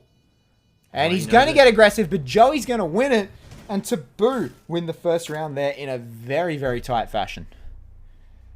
That was such a great play by Joey. Taking out the Echo drone, that worked out so well for them. Honestly, I was worried that was going to be the thing that lost them the round, and Echo played a massive part in that, after his drone was taken out. They must have been worried that Echo was the one that was spotting them. Like, it was a Valcam that was spotting them, but it cost the Echo drone their life. Yeah, well, they were looking for the Valkyrie camera, and they found the Echo drone, It was a win-win. Yeah, absolutely. So I do think if the Echo drone stayed alive there, they would have won 100%. They would have been able to deny the plant, they would have been able to play the time, and they would have been able to win it. So, that was the crucial moment there for the whole round. Mm-hmm. So first round of the map once again for Taboo. Last time they did the exact same thing on Oregon, and we're going to be seeing a mirror of 2 maps. Absolutely. Kitchen Trophy again coming out for Taboo. This is the site they have always preferred. I don't know why they... Actually, I need to talk to Crude about this, about why they shy away from the basement. They have always preferred Kitchen Trophy. There was a time where Kitchen Trophy was the better defensive site, right? Like, no doubt about that. But with the introduction of Mirror, it sort of made it a bit more of a 50-50 pick. There's so many different things you can do on this map, and a lot of that's down to how Mirror changed the meta back a lot.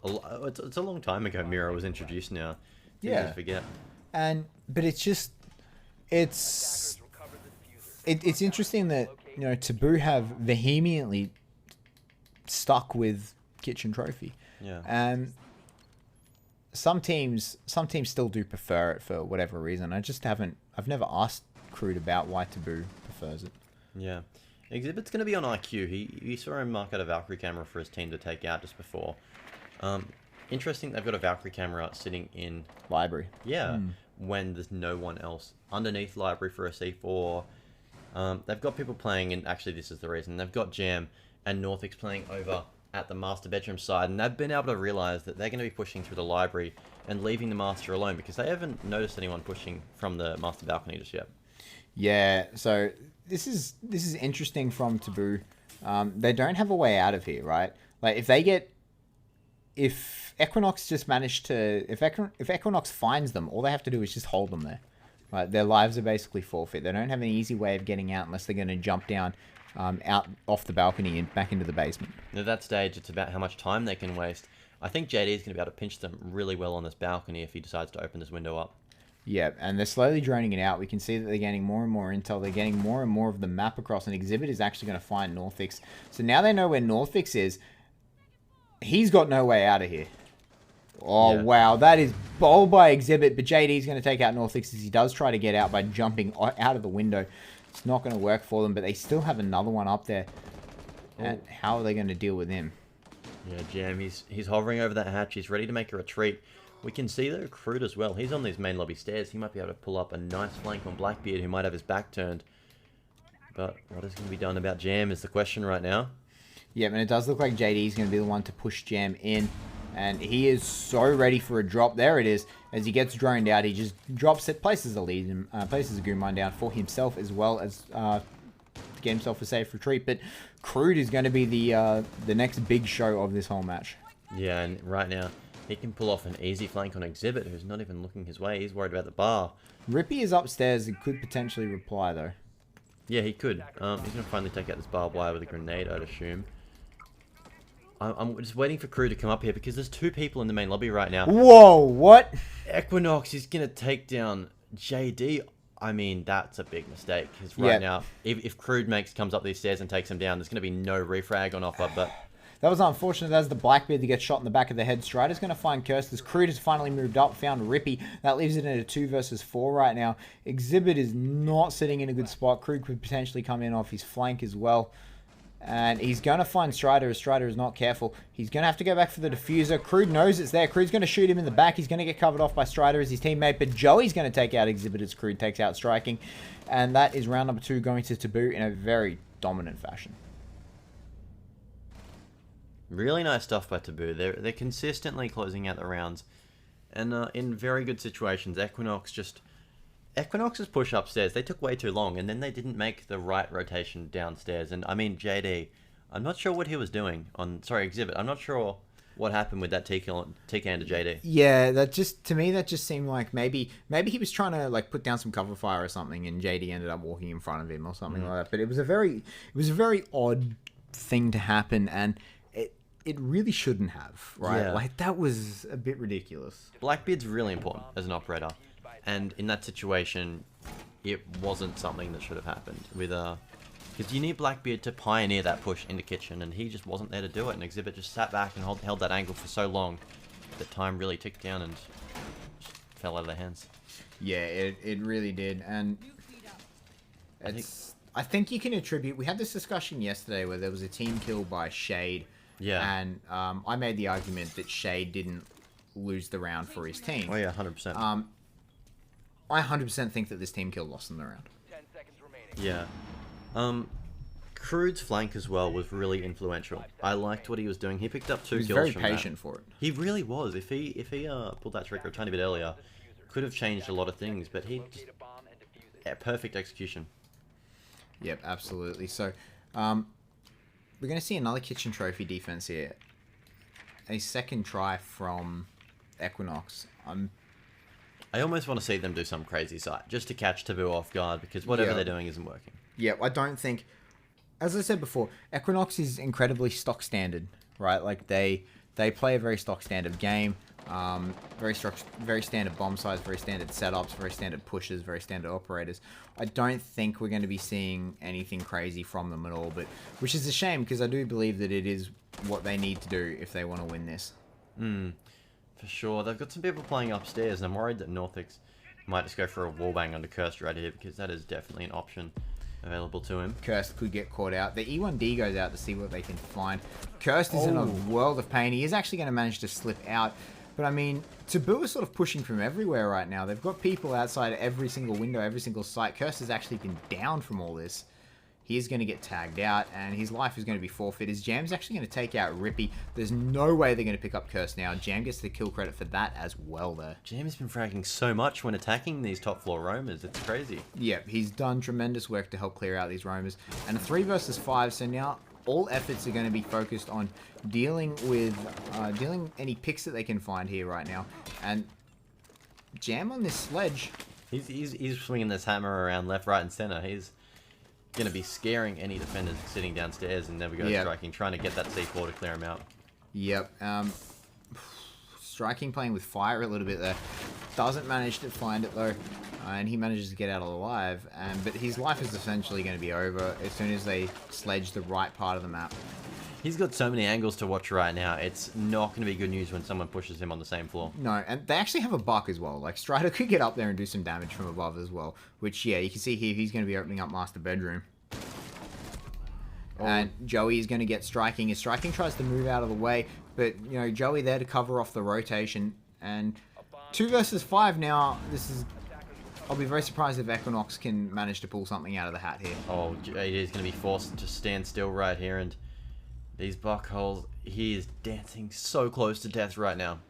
Yeah, he's playing with a bit of fire. Strider's going to find Exhibit there, so that is now down to a 1 versus 5. JD's the only one left, and he's going to peek out. Joey's going to take him out. No one dying on the side of Taboo this round, and they are now 3-0 up. Yeah, Joey just ready for him. Well, not so ready for him, but he got the kill anyway. Yeah, that was just perfect execution by Taboo. Flawless round. 5 people still left alive, and I mean, Equinox's roam game didn't work out for them. Jam has shut it down so consistently twice now. Yeah, he's done some tremendous work at dealing with these roamers, and I think Taboo is just looking just a whole step above Equinox right now. Choo-choo Taboo. Choo-choo Taboo. Let's see it in chat, guys. So yeah, I think Equinox, they have to throw Taboo off. Yeah, and I don't think Equinox feel comfortable enough to do that. Yeah, Speaking of comfortable, Taboo's taken Bar Gaming. They have. They certainly have. I'd almost say it's not a very comfortable pick, because it's not a common sight. Teams need to try out new things on it. I mean, that trying out is done in scrims, but they're obviously taking a risk, because it's not one of the sites like downstairs that everyone knows at least how to do. They've had a lot of practice on it. Yeah, but that being said, Mira has made this site extremely strong as well. I would like to see, I am interested to see how well this goes and whether or not Equinox can actually deal with it. Yeah. I mean, it could work out well for them. You know, Taboo might not be as practiced in this, might make some mistakes, That's actually something. I don't think Taboo have really been making any mistakes at all up until now. They've been making small mistakes, but overall, I think that they're playing really well as a team. Individually, there are mistakes. There are some whiff shots and whatnot, but overall, I think there's been very, very good team play by Taboo, and it's been making up for what little mistakes they've had. Twitch on the side of Equinox with JD. Suppressor as well. Is this Emo Rin? No. That's interesting. We said yesterday how Twitch it wasn't being picked a lot, but right now we're seeing her. Yeah, it's Twitch sort of like really fell out of prominence after they nerfed the shock drone. Arguably, I mean, the shock drone was pretty forfeit anyway. Like it was a single. Like, you pretty much suicided it. You tried to get a mirror and just suicided the rest of it. Cursed getting Northix out and striking, finding Jam. This could be the round that could catapult Equinox back into it here as they find two very quick early kills. Managed to take out these roamers. Yeah, very nice work getting started. Taboo going to be heading into a round without the favour of manpower. Yeah, the E1D's coming out as well. Taboo's got another two players up here in the library, so not all is lost just yet. The strength of playing up here is it's so easy to collapse down back on site. Yep. And you do have to really make a mistake in order to be picked up here. They have managed to pop the mirror though. They haven't. Exhibit is going to find crew, and it's going to be a 2v2 as Rippy makes it a 1v5. It's all up to Strider. This is going to be tough. Yep, Strider is not in a good spot right now. He's got hatches left, right, and center around him. He's got people pushing in from multiple directions. He's going to be pushed out from 3 different sides right there. Rippy's going to get the kill credit. Taboo don't manage to kill a single member of Equinox just there. Yeah, flawless round from Taboo, flawless round from Equinox. That's what I like. It shows that Equinox really are able to profit on Taboo's mistakes. Yeah, that's a momentum shutting down round. Yeah, it really is. From Equinox, right? They're going to be really, really happy with that. And, whether or not they're going to be able to run with that momentum, hopefully they can. We do see them going downstairs for a change now, though. Yeah, they are. I like that. First downstairs site we've seen. It's going to catch Taboo off guard. Because, as you said, their favourite bomb site is the kitchen and trophy. So they might be as prepared for this site than the others. Yeah, well, no, Taboo still haven't attacked the plan for this. There's no way that Taboo are not ready to attack this bomb site, regardless of whether or not they're expecting it. They're still gonna know how to attack this. They're still gonna be able to adapt their strategy to attack this. But hopefully Equinox can pick up another round here with doing something different to what they have been so far. Yeah, Cursed on the Vigil is something that we've seen Crude doing a bit. That's interesting. Yep, I don't think we've seen a Vigil come out of Equinox just yet. He's going to try and get a spawn peek by getting on that. He can't do it, and he can't get the angle right, and he's finally just going to peace out. Yeah, don't want to take the risk that late in the round. Crude's drone will escape, ironically, from Vigil. But we'll have to see how Taboo go for this, because they're 2 rounds away from winning this out, so they really need to do something to to keep this lead. Yeah, Taboo. It's all in Taboo's court right now, right? They're the ones that are 3-1 up. They're on attack right now, so the ball is in their court, and it'll be up to them. It'll be up to what they do to whether or not they win or lose this round. Yeah. Joey on the Blackbeard. He's going to be sitting on this office balcony. Penta, K9, whatever you want to call it. The K9 balcony. Yeah, he's just going to be providing an overall anchor for almost a significant chunk of Chalet the map. There's not a lot that defenders can do when you've got a Blackbeard sitting up there. Yeah, it sort of cuts the map in half. It really does, yeah. So it means that they can't rotate around it. Strider now going to start trying to open up some of this 4C, whether or not they can find any of these picks. He's just sort of not getting the room he wants. Actually, Cursed is down there. He's getting shot at. They know he's down there. He's finally going to get caught by Jam as he tries to rotate around. And 1 kill in half the round, I'd say that's almost worth the amount of time for the roamer. Yeah. Joey's drone, they know exactly. Oh, Rippy's been detected by the E1D, and Jam is going to get another 2K. He's gotten 3 2Ks at the hunting roamers. Yep. This man cannot be stopped. Yeah, this man is a roam hunting machine, and as of right now, he's put them in another 5-3 advantage here, as the roamers from Equinox being very inefficient right now and just being outplayed. Certainly, E1D and droning, making nice quick work of them. They don't need jackal if they've got 5 drones on someone.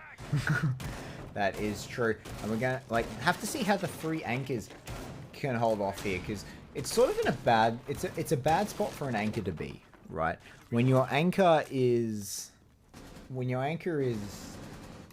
just devastated that they sort of have to deal with 5 people here. As now it's a 1v5, it's all up to JD at this point. Taboo have made mincemeat of the defense out of Equinox. Are we going to see another flawless round? Potentially. As right now, this is going to be so difficult for JD to clutch. It will be one hell of a clutch and certainly be something to keep Equinox in the Pro League. But nope, Joey is going to come around the corner, use the mirror against them, and JD will fall, putting Taboo on match point. Yep. I think we've seen this before. This is a 4-1. This is a 4-1. This is exactly what happened last map. Yep, we've seen this before. So Taboo, they could be progressing in absolute style here. I really don't want to see Equinox get 10-2'd. It's not something you want to see from a team, and especially in a Pro League setting. Yeah, you want to see the Pro League scene strong and competition between every single team, particularly when it's a match to be sent home. Yeah, it's almost a little. It's almost disappointing for Equinox to be able to go home in a 10-2 fashion. If that was to happen. That being said, I would like to see Taboo versus Athletico next week. That would be an interesting match. Yeah, well, they versed each other, and Taboo lost that to bring him down to this match here. Yeah. It was down to the wire. It was 3 matches. It went to all 3 matches. It was 2-1 to Athletico. And I think map 3 was down to the wire as well. Actually, I didn't get the opportunity to watch it, unfortunately. As, I didn't have internet last week. Yeah. That's But, so it was, from what I heard, it was a very, very tight match. So it would be another great match to see up after this, wouldn't it? For sure. Of course, Equinox, they don't want to see that match. They want to be in that match. Yes, they want to be in that match. They want to take it to Athletico. So, but to do that, they've got a monumental task ahead of themselves. They have to win a 3 large number of rounds here. They have to win 3 in a row just to get themselves to overtime. Then they have to win the overtime to win the map. And then they have to win the next map just to bring it across. So they've got 0 wiggle room right now.